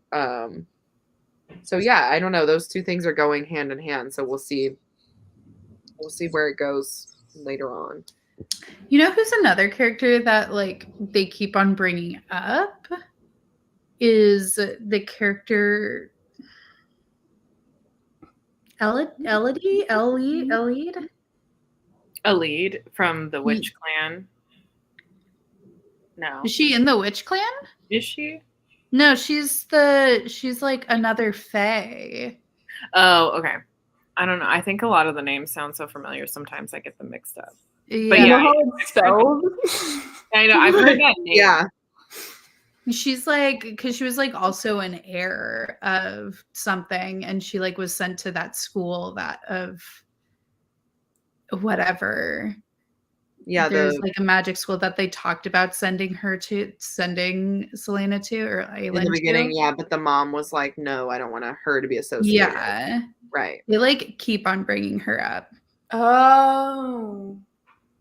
Yeah, that character. I vaguely remember that. Yeah. Okay. Marion's daughter. The one who like sacrifices herself. Yeah. Yeah. Yeah. I forgot about that. Mm-hmm. I think there's lots of characters that get mentioned, especially in Assassin's Blade, that are important later on. Mm-hmm. I think what I was thinking when I read this was just that Assassin's Blade is like the key. I said this already, but it's literally like the key for the rest of the series almost. So what you're saying is I shouldn't have listened to it on 3.5 speed. Ah, yes. Darn. Yes, maybe, possibly. And finished it 5 minutes before this live show. You may have. You may have. Casual reread is in order. You may have missed. But I don't think it's like super important. Like obviously you can read it and like be fine. But I do think that each chapter has characters in it that are mentioned later on in the series, and so it's kind of like interesting, I think, going back on the reread to be like, oh, that's when we first saw this character, or like, oh, that's when we, you know what I mean, like they're going to be important later on. So yeah, I don't know, we'll see as the books go forward, but I feel like nice. SJM is pretty good at the like foreshadowing. 100%. That's like the forte. She does some pretty good foreshadowing in her. She does. But I feel like it's so like planned out and so in advance that I forget it was even dropped. Like it was dropped. It's almost like I feel like her books are meant to be read twice. Yeah, like reread. Yeah. For sure. 100%. Which is kind of nice. I mean, good for her. I'm having a good time on the reread, I'll say it. Yeah. Wait, but I did find the part I was talking about. It happens a lot earlier than I thought. What part? Go. The part where she actually does like shift, and then he asks her, page 176, if anyone wants to turn to page 176. Okay. Why was it different this time? He pressed. Because I didn't want you to die to save me, she admitted. Would you have shifted to save yourself? Your opinion of me is pretty much identical to my own, so you know the answer. And that's facts. And that's facts. Oh, I was going to say before, like, when she learns about the 2, like, prison camp things, the salt mines or whatever. Yeah. Everyone being killed. And that, like, broke my heart when she, like, learns about that. Yeah, because there are people there that she, you know, obviously was with. And, like, saved her when she first got whipped, you know, and was going to die. And it's, like, so similar to, like, when she, like, accidentally... Because in Assassin's Blade, then she's all about, like, trying to free the slaves. Yeah. And then this is, like, once again, people that she could not save. And, like... Yeah, that's why I really like... Yeah, that's why I really like Assassin's Blade, because right off the bat, you see her trying to free the slave when she finds out what they're actually doing. I mean, for us, it's like the first moment that she maybe realizes that Arobin is sort of a piece of crap, and that like she doesn't want to go along with what he's forcing her to. And I don't know if this is like the first moment she's really come to that realization, but it's definitely the one that sticks, because obviously from that exact moment on in the rest of the story, she's rebelling against him the whole time. Yeah. Yeah, I agree. I think like also we started off this live like literally saying this, but like I think she's so strong in Assassin's Blade too. I don't know. I just love her character and how it kind of changes from Assassin's Blade to Throne of Glass. And I don't know, like we can say whenever it was written is like why, whatever. But yeah, and I think we did. I mean, Sarah said she slayed. She slayed. I did, but I mean, like even in the Throne of Glass live, I remember we were kind of like talking about it a little bit without talking about it, because obviously some people had read Assassin's Blade and some people hadn't, and I was like, but why is she so weak in Throne of Glass? And then you're like, but okay, she's been like whipped and she was like dead. Like, she's gone through it since then, so it makes sense. I think the cool thing about Celaena is that she's such a complex character, and like even her arc obviously is very complex, but just from the beginning, like reading Assassin's Blade to Throne of Glass, Crown of Midnight, before you even know anything about her being of Fae lineage and like where her story is going to go, she's so complex and like pretty dynamic as a character. And like whether you like her or don't, it would be hard to say she's not well fleshed out, which I think is something I struggle with older YA fantasy, and I mean even YA fantasy today, is that a lot of the main characters are obviously written in a way where you can self-insert. But I feel like Celaena is that character that you resonate with even if you don't like her or if you love her or whatever, because she is so complex and she does feel real. I know that people think that like obviously her being an assassin at like 16, 17, 18, whatever is unrealistic, which I get. But I also like there is a pretty extensive backstory to how she got to that point, and it's not just like I was born great. Right, yeah. You know what I mean? Well, and she does get captured like a lot too. Yeah. Like in Assassin's Blade. I think it helps that she is part Fae, so even though she doesn't have like access to the powers, it's like if you're part Fae, you're still gonna have like some inherent abilities and instincts, I think. Yeah. So like, and also it's a fantasy. It's always so funny when people are like, oh, it's unrealistic, she's an assassin at 16. I'm like, well, fantasy book. She can also like create fire. So like, let's put some things in perspective here. She also create fire. Like they're riding dragons. Like yeah, they're bog princes.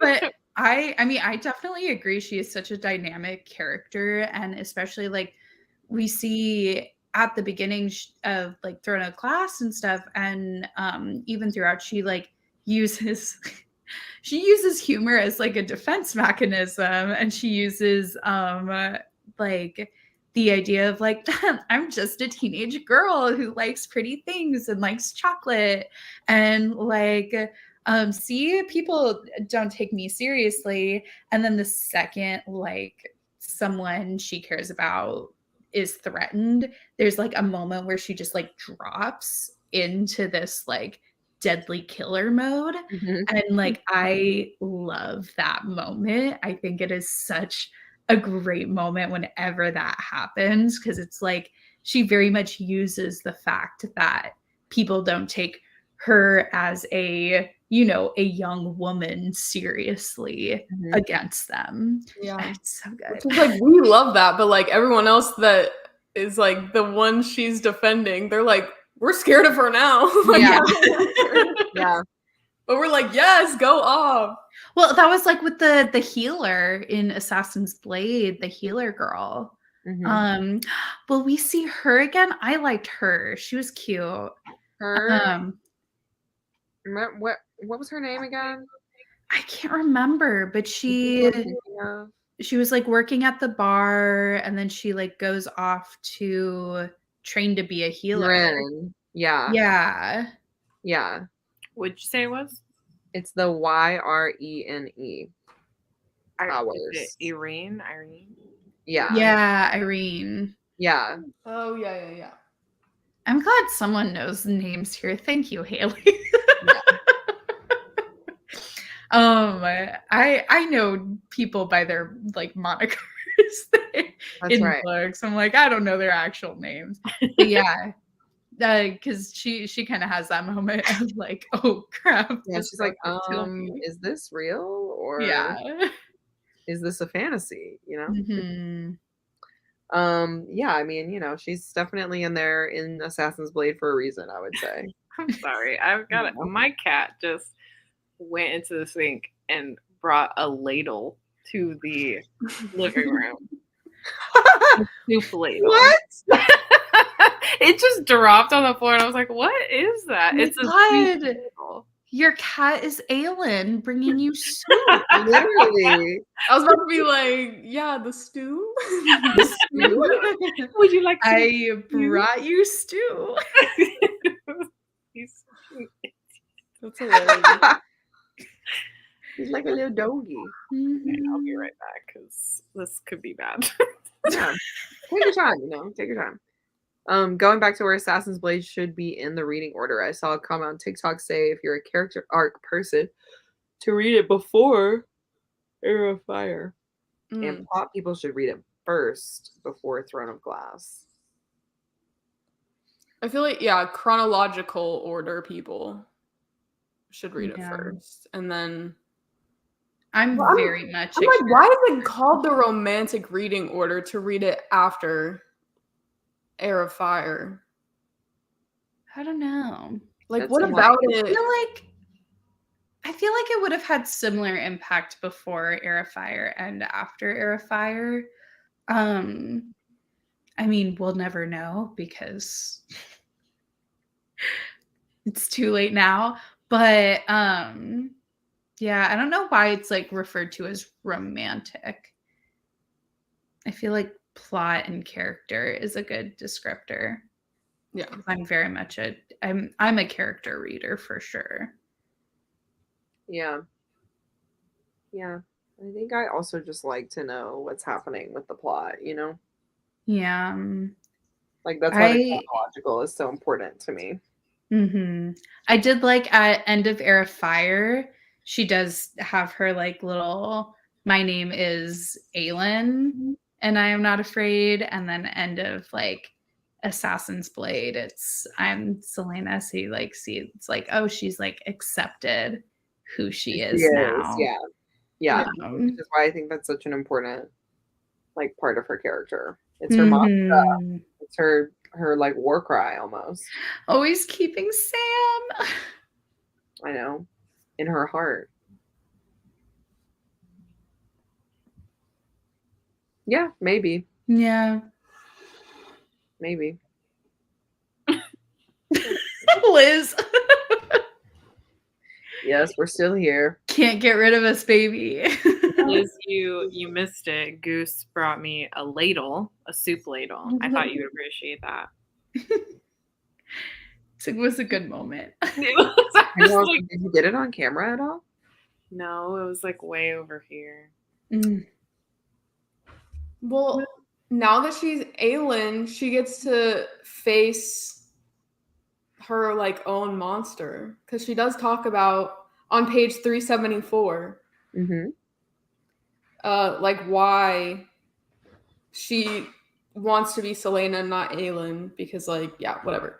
I don't know where I should start, because the whole page pretty much is like, okay, this despair and hatred and rage that lives and breathes inside me, there's no sanity to it, no gentleness. It is a monster dwelling under my skin. And then blah blah blah blah blah. And I might very well destroy the world for spite. So that is why I must be Selena, not Aelin, because being Aelin means facing those things and unleashing that monster. Do you understand? Mm-hmm. And I love that. Because she's admitting that she knows what she has to do when she finally becomes that person. Exactly. Yeah. You know, she realizes she has to be a leader and stand up and do the right thing. And she knows at this point she's not ready for that yet. Perhaps. There's this is like off topic, but I'm going to share with you guys. In Assassin's Blade, there's a quote, and I swear it is literally like a paraphrasing of Pride and Prejudice. It's on page 333 when she's talking to Sam. And this is what happened. He brushed his lips against hers. I love you. He breathed against her mouth. And from today onward, I want to never be separated from you. Oh, yes. I was like, I thought that was giving Twilight. I read Twilight with that. No, it is. He's like, I don't know if I can stay away from you anymore. That's what, yeah. Where do you think Twilight got it from? Okay. Where do you think Twilight got it from? Canon. From the OG. PMP, baby. Didn't Stephenie Meyer confirm that like Twilight is a like Pride and Prejudice? Something like that, right? Like a inspo. Yeah, like inspo. Yeah. Interesting, because I love Twilight and hate Pride and Prejudice. So. Well, you know, taste. Catherine's like, I just love stirring the pot. I just love throwing in little things that's gonna piss someone off. I love it. It's everything. You really do. I was like, what? What, them? Yeah, hate. I know, I love them so much. But I'm just gonna Sarah. let her do it. I always love when me and Sarah have such similar opinions, and then she'll say something outrageous, like she hates Pride and Prejudice. Out of freaking pocket. Like, are we even friends? Because that was savage. How are we so similar but so different? She's trying to let you know she's also an individual. Yes. And I love that for you. Thank you.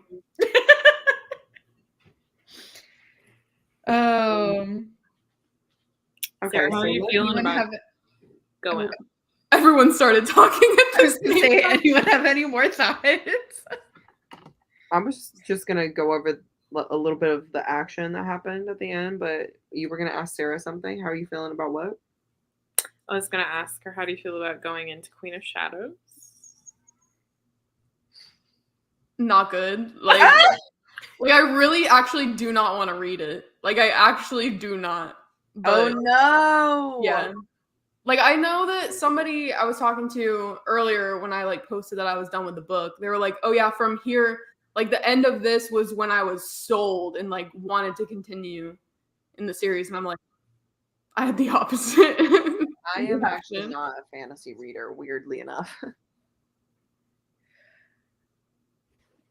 Yeah, I feel like things are becoming a lot more fantasy heavy, so I'm definitely interested in Sarah's thoughts and opinions on that, because I know you don't read as much fantasy. None. Yeah. Actually, zero. How are you feeling about it, Catherine? I'm interested. I'm hoping that we've gotten past all the not world building, but all the like setup, because I feel like in these first 3 books so much of it is set up and you're meeting characters, and it like there's action but not really action. Like even all the training sequences with Rowan, it isn't really, you'll have like moments similar to, it's always my problem with the in the first one, all the trials where it's like you see a couple trials but not really. With like the stuff with Rowan, it's like you see a little bit but not really. So I'm hoping that now, because I was liking it at the end when we got to the action. Yeah. So we did get a lot with Manon. With Manon.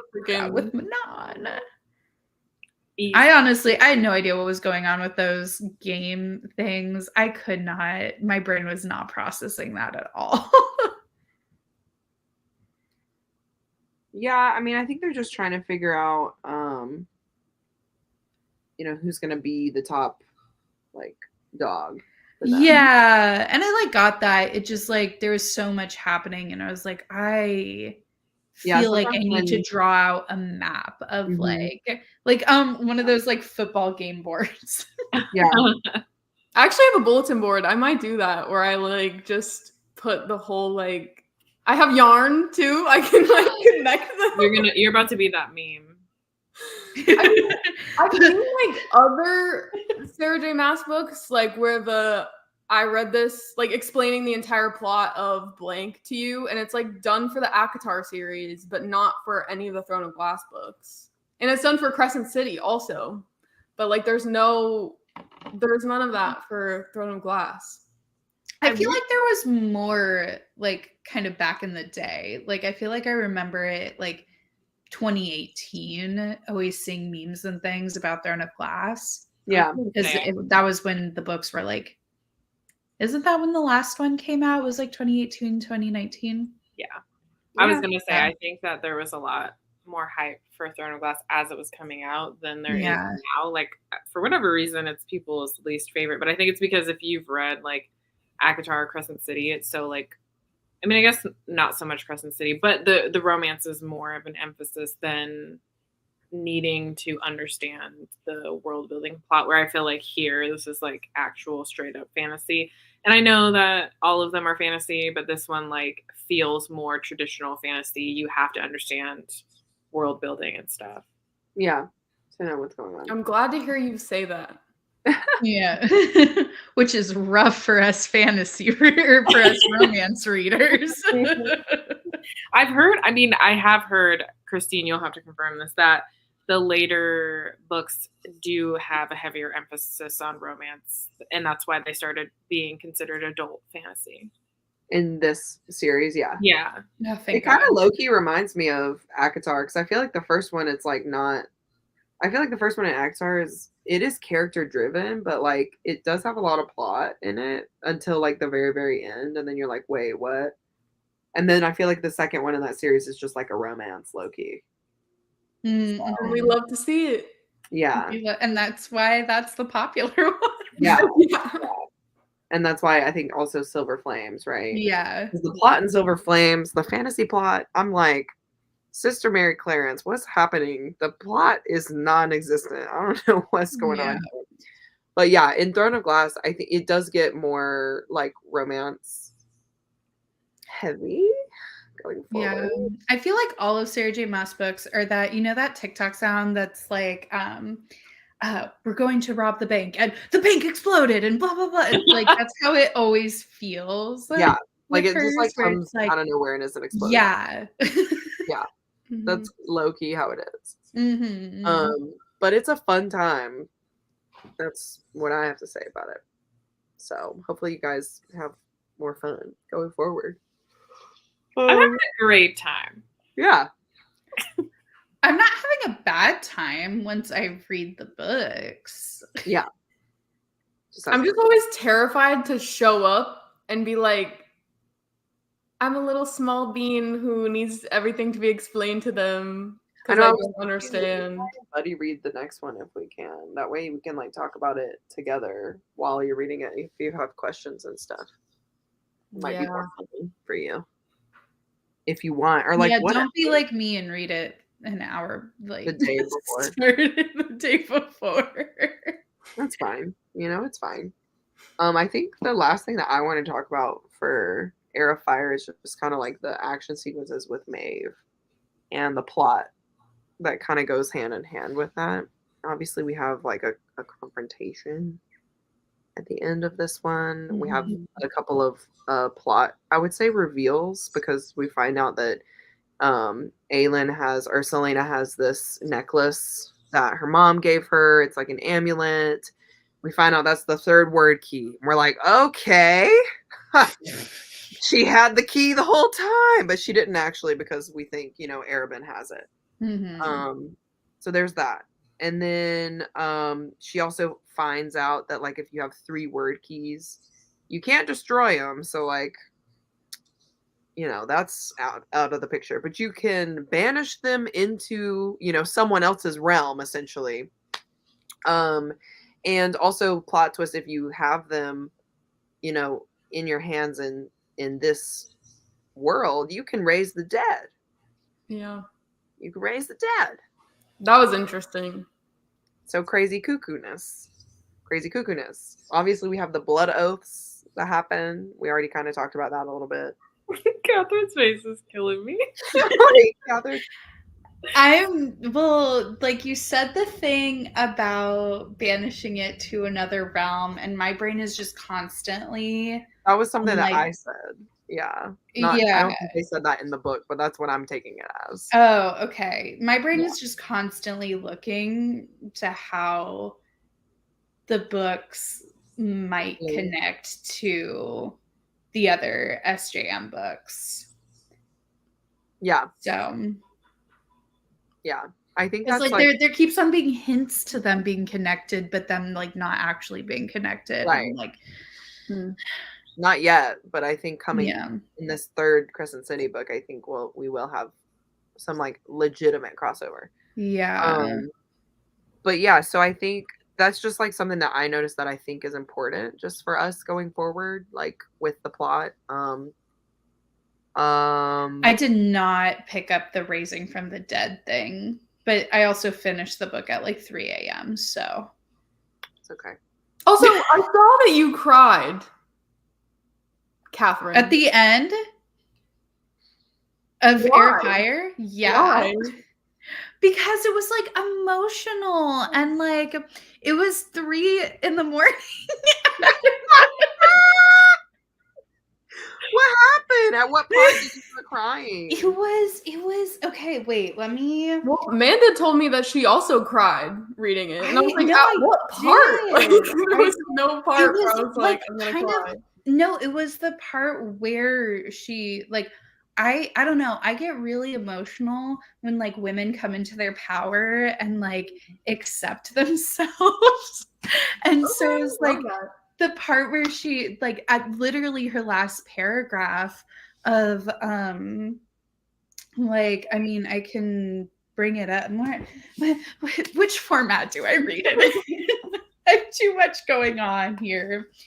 Where was that? It's like her last, it's her last paragraph where she's like she would retrieve the first word key from our Erebon and track down the others, and then find a way to put the word keys back in their gate. She would free the magic and destroy the king and save her people, no matter the odds, no matter how long it took, no matter how far she had to go. She lifted her face to the stars. She was Aelin Ash, whatever her last name. Ashriver, Galathrian, blah, blah. Heir of 2 mighty bloodlines, protector of a once glorious people, and queen of Terrasen. She was Aelin, whatever, and she would not be afraid. Like, just reading that, it's like something about when it's like, she's gonna do this, no matter how long it takes, no matter how hard it is. And she's not afraid. And that just like made me a little emotional at 3 o'clock in the morning. Yeah.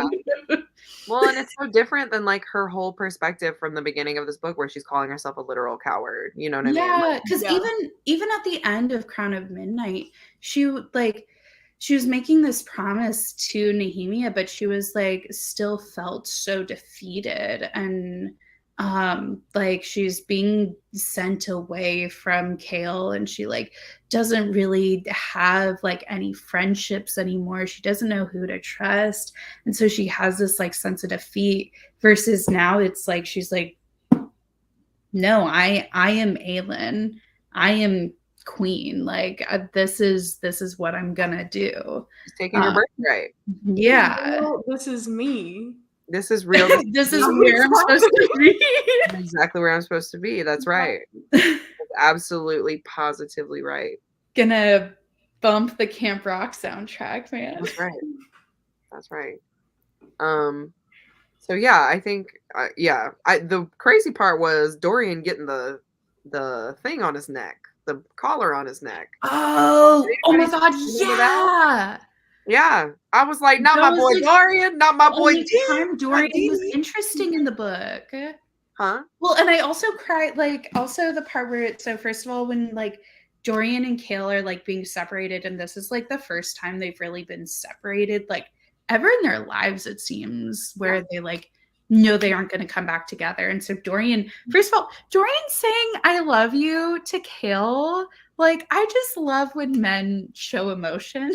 And this is why Dorian is a king in all sense of the word. Anyway. And then Kale, when he's like, he's like, he doesn't know who he is anymore. And he has that moment of like, I'm a traitor now. I'm an oath breaker. Like, this is it. Like, he is like, I already know he's going to go through a journey in like the next book or so. Like, and his character arc, it almost was like foretold that he would have something like this, right? Oh yeah, where he like had to be kind of disillusioned of like serving the king and realizing, wait, no, you're not my king. Dorian's my king. Dorian is the king. Mufasa! Wait, are we gonna get full chapters from Dorian in Queen of Shadows? Huh? Are we gonna get full chapters for Dorian? I shall reveal not a single thing. See, I feel like I'll be more interested in Dorian when he's not just like 5 paragraphs and then we skip out. Like, I just his POVs have just been so boring. They were kind of boring in this one. I won't lie. He didn't. I mean, I wasn't really invested in Sorsha. Yeah, me neither. And maybe that's because I remember who she was. I was just like, girl, I don't even care about you. Like, I understand her, but I don't care. Yeah, like I get it. Like, she is the common person and she has it out for the king, and that's why she ends up being a traitor. You know what I mean? Like, you know, a double agent, whatever. Like, I get that. But what a downer, you know? I don't know. So yeah, and then obviously the king trying to kill Kale and that whole drama. So I'm assuming Dorian is gonna be like, what's his name? That was the fighter in the first one in Throne of Glass. Cain. He's gonna be controlled because didn't Cain have the same like? Oh yeah, right. I was like Cain and Grave mixed up. Oh yeah, Grave was the psycho. He was the psychopath. Cain is also kind of. I mean, Cain is also unwell. For sure. Unwell for sure. But I think also another thing that is interesting is that creature from the last book that was kind of underneath the library, that creature also had a necklace. Well, and then you also have all those men who like attacked the demi-fae. And there's mention of like something about their blood being like something wrong with their blood. And then you get mentions of also the men who are like training the Wyverns, yeah. And also I'm for my life out here, y'all. You're good. We got it. We know what you're talking about. This is my inability. Like baby dragon. Oh god, this is why I don't. Anyway, yeah, the men training with them, Manon was like, "There's something wrong with their blood." So like, something's tainting the men. Yeah, it's not just them either. It's the sheep too that get raised there. And it's that whole part is so cool too, I think, because Manon, she's literally like telling her 13, she's like, no one eats the meat there. Don't sleep with the men. Don't drink their blood. Like, you know, whatever. And so they don't, you know, they're like, nah, we're not going to do this, whatever. And I think ultimately it's like the right decision because something is going on in this mountain. Something's going on. What is going on in the House of Commons? Something's going on in the House of Commons. The other thing is that we have these towers, right? I forgot about this part, but like Adian and Kale, when they're going on their little adventures, they find out that like essentially there's like a triangle of where the magic doesn't work and where it does work, like on the continent. And each triangle head is a different tower, right? And I think what they were saying is that where the witches are with the wyverns is one of the towers, right? Or did I make that up? Sorry, I was reading the comment. What'd you say? I was saying the place where like the witches are with the wyverns, isn't that one of like the tower points for the triangle? So, yeah. Right. So it's like, I mean, like I'm like noticing these things. I just don't know what they mean. Well, as soon as they said tower, I was like picturing the tower on Tower of Dawn, but then it said it was like a black tower. Yeah. But there's multiple towers, right? Yeah. Yeah. So. Picture the Tower of Sauron from Lord of the Rings. The twin tower, the two towers, different than the twin towers. The twin I tower. was like, yikes. So but yeah, something's going wrong with these guys. Yeah. I don't know. They're bashing their heads in. I do remember that part too. I was like, okay, so what's happening? Are they being poisoned in some way? Like maybe not like, I don't know, intentionally, but like they're being poisoned by something. It's kind of like, oh, but does it like when Aelin is younger and she's like at the dinner with the king as a child, she has that whole episode thing of like something's in my head. And it's like something planted there by the king so that her magic would act up. Do y'all remember that? I do. Vaguely remember those. No. Okay. It's it's in the like flashback one when she's like a child and she's at like dinner with the king and Dorian. It's like when her and Dorian meet for the first time when she's like 8. What did Goose do? I was like, he did something. It's like really funny. He just stole a piece of chicken. He stole a piece of chicken? Yeah. He should have seen him run out. Oh my God. What? He is a trash panda. He loves food. He's playing with the chicken. He's not even eating it. Oh my God. I hate this cat. But no, I love him. I hate this cat. He just ran with a big old chicken breast in his mouth. Oh my gosh. He's not even eating it. He's playing with it. I gotta go. Anyway, but yeah, we have a lot. There's going a on. lot. Yeah, I'm trying to think if there's any other like big plot points we should talk about. Should we talk about Ansel at all? Sure. Her like friend when she goes to train with the mute master, but then literally betrays her ass, and then like what a bit. Sorry. Yeah, I know. I was like, oops, I said it. Yeah, Ansel is an interesting character. Well, that's who Steph was saying. Are we going to see her again? Yeah, see her again. Mom's word, maybe. Yeah. Oh, is that who we were talking about earlier? The redhead? Yeah. Oh. Is she a redhead? I can't keep track. I think of it. so, I was like, right? I didn't know the reference because I was like, redhead. I didn't know. I was about to say I know their names, but no, I don't. Well, yeah, her name was like it was a unique name because every time she said it, I was like, I've never heard it. It was Ansel, right? Yes. Yeah. Okay.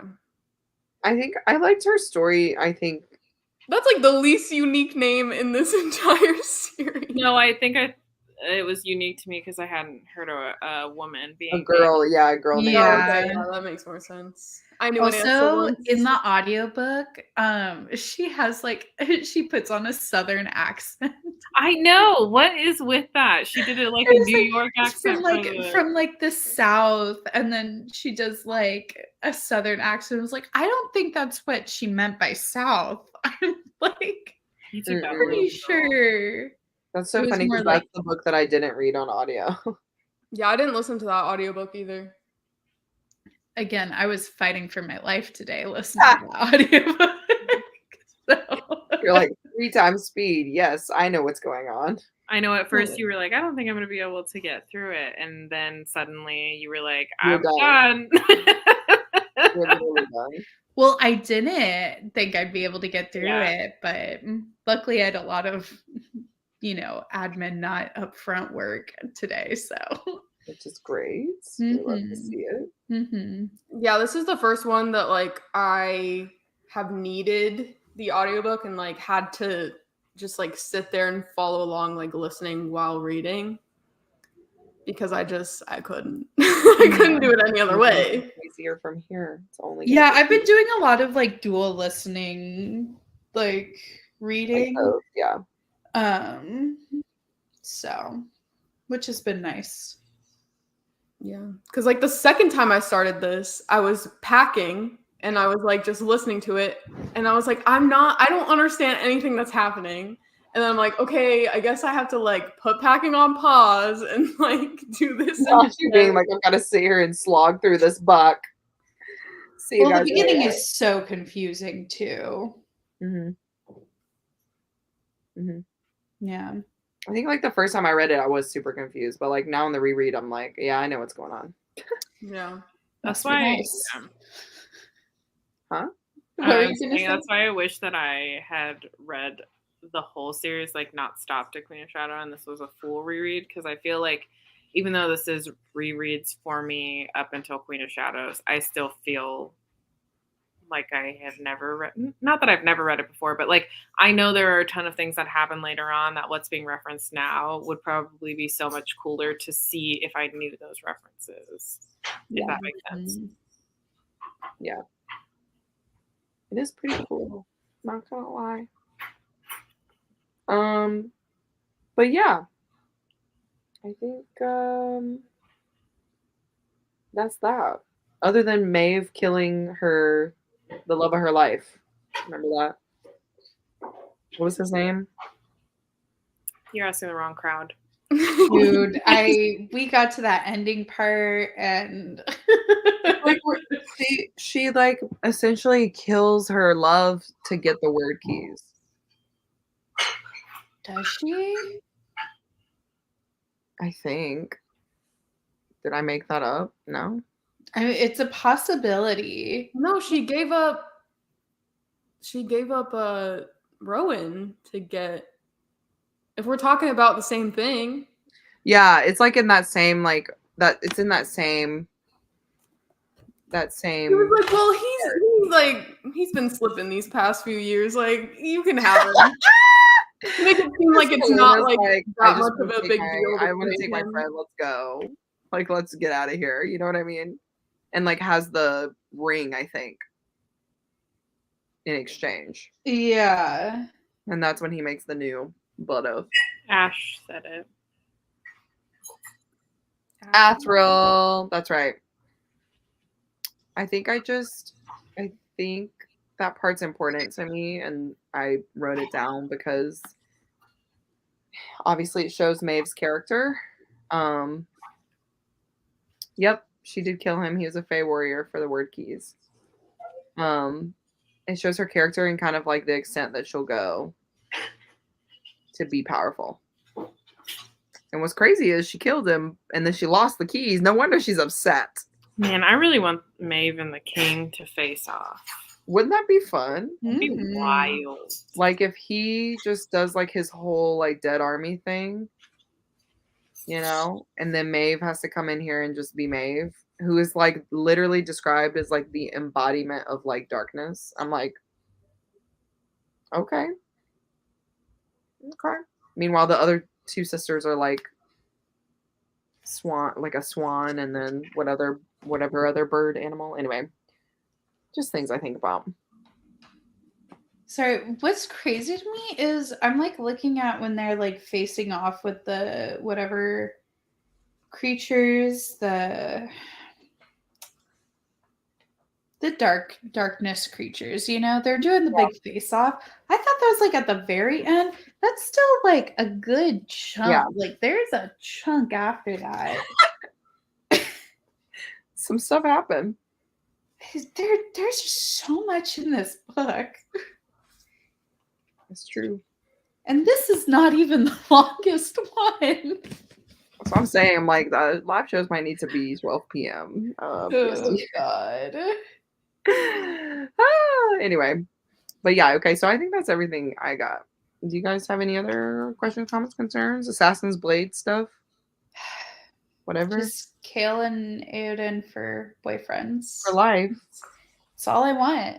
I mean, I don't remember the specifics anymore because it was so long ago.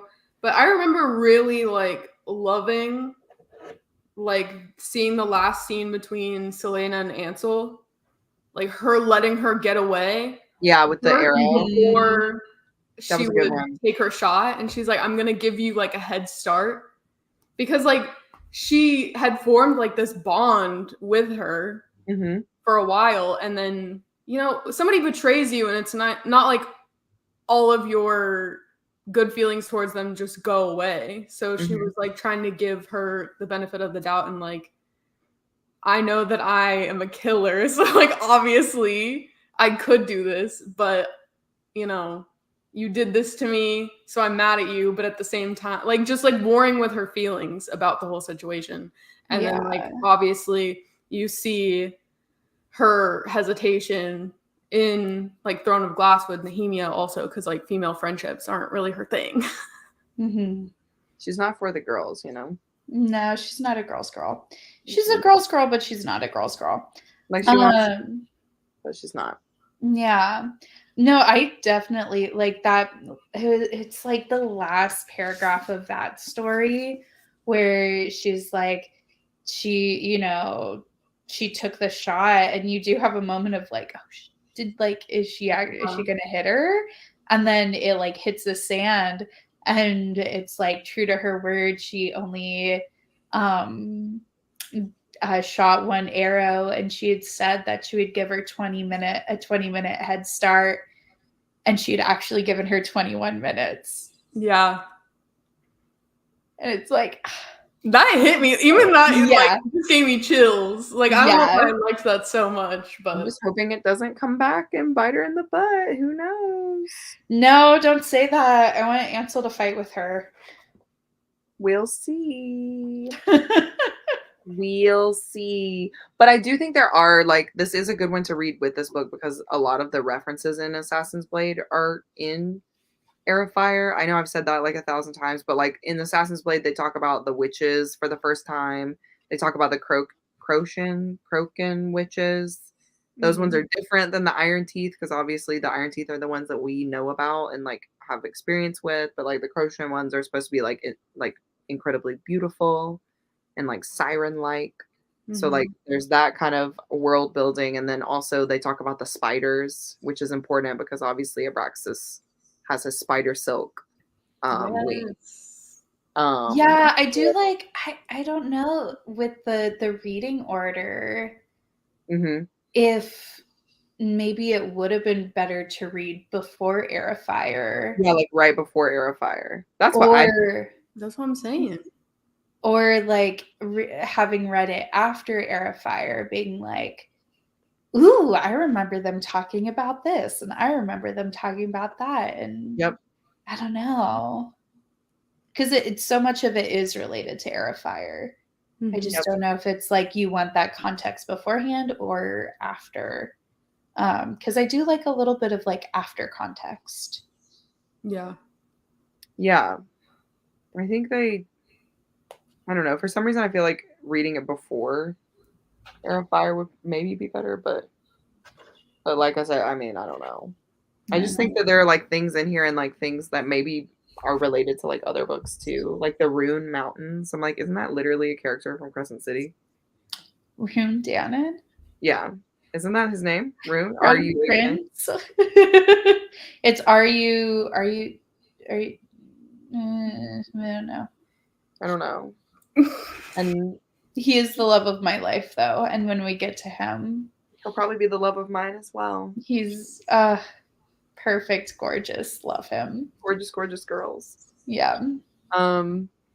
Yeah. Then there's also like a monster underneath a mountain that only has one eye.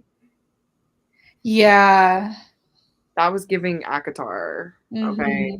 Like if you've read it. I was gonna say that's giving the Odyssey. If you know, you know. It is giving the Odyssey. Well, yeah. It is giving. Yes, it is giving Greek mythology. Thank you, Sarah. I can't wait till we get to Silver Flames. You're really God. But yeah, it's giving like a specific character from that series, and I'm just like, ooh. Where are they going? What are they doing? So anyway, just things to note. We'll talk about it as they come up. My series.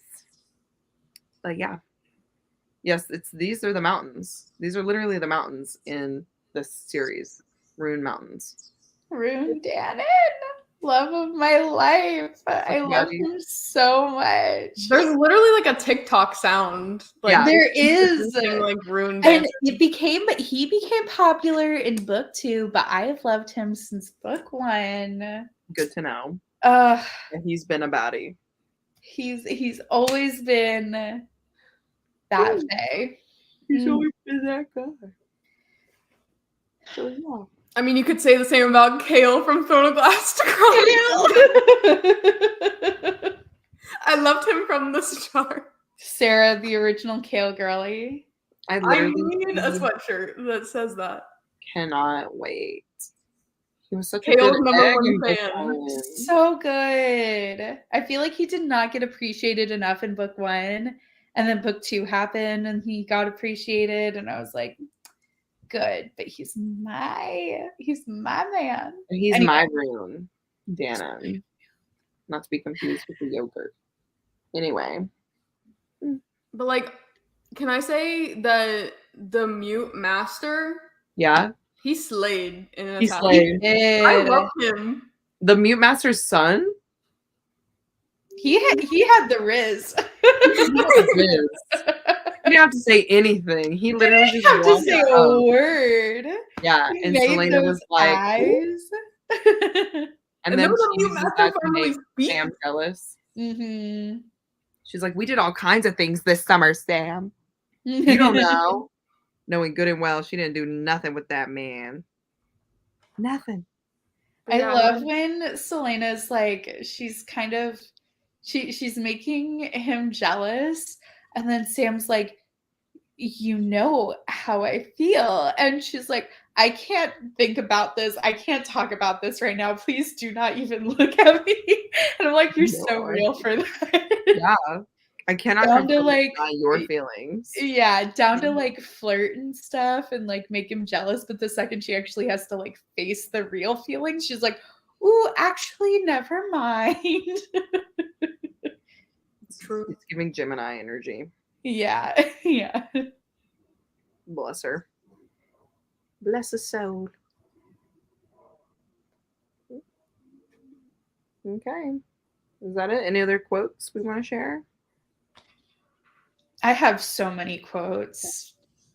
We can't. We'd be here all day. She's like, let me just go through really quick. Okay. Well, if there's nothing, I think that's going to conclude it for the day. For the evening. Okay. Questions, comments, concerns, or poetry are welcome in this last little bit as I monologue about the next book that we're going to read. But yeah, next book is book number 4 in this series, Queen of Shadows. And we are going to be doing our live show for that on the 12th of November. So we have a little bit more time for this one. It's a little over 2 weeks, obviously. It's 3 weeks, but plenty of time to. Yeah, Catherine, you heard that? 3 weeks. Great. So I'm gonna read it in 3 weeks. Oh my god! I'll start it in 2.5 November 11th. Perfect. 12 a.m. I'm gonna be so screwed when we get to the tandem read. Yeah. It's not gonna work. You can do it. I have faith in you. Thank you. You're welcome. It's gonna be hard though to not. It's gonna be rough. Woo! It's gonna be a great time. I feel like maybe we should do sprints for that. Maybe. Yeah. I'm down. I'm always down for sprints. It's like I've already actually read the tandem read in full force. I haven't. Wait, have you gone through all of Queen of Shadow already? No, I'm slowly reading. I'm like a quarter of the way into it. Okay, cool. So yeah, that's our plan, guys. We're gonna come back on the 12th of November. It might be around the same time. It might be a little earlier if we can swing it. But yeah, we will talk about Queen of Shadows, which is such a good book. But can I remember a single thing that happened in it? No. I have no idea. So that's fine. Oh my gosh, wait, we didn't talk about Rowan's friends at all. His little buddies who are like also entrapped to Maeve. Oh yeah. Yeah. I feel bad for them. I mean, I feel bad for them too, but I don't know how to help them. Okay. They're enslaved. No. But they're his friends. They're his buddies. Yeah, that's why he can't leave them. They're his pals. It's rough. Anyway, sorry, continue. I just love how empathetic you are. It's just hard to like care about people in this world. Yeah, you never know. I just care about everyone so much. Except Dorian. Except for Dorian and Manon. I care about nobody except for Cable. It's fine. It's fine. We're gonna get some good coverage in this next one, I promise you. Well, hopefully, I don't know. We'll see. It might change your mind, it might not. But yeah, okay, well that's it. We're gonna post on Instagram and YouTube, and we'll let you guys know specifics. But if you guys haven't joined, we do have a Discord where you can talk about the books in there. And use spoiler bars and stuff like that, so we don't spoil it for anybody else. If you're interested in that, that'll be in the description box of this video. But yeah, I think that's everything. So I think we're gonna sign off for the night. Thanks so much for joining us, and we'll see you guys next time. Bye.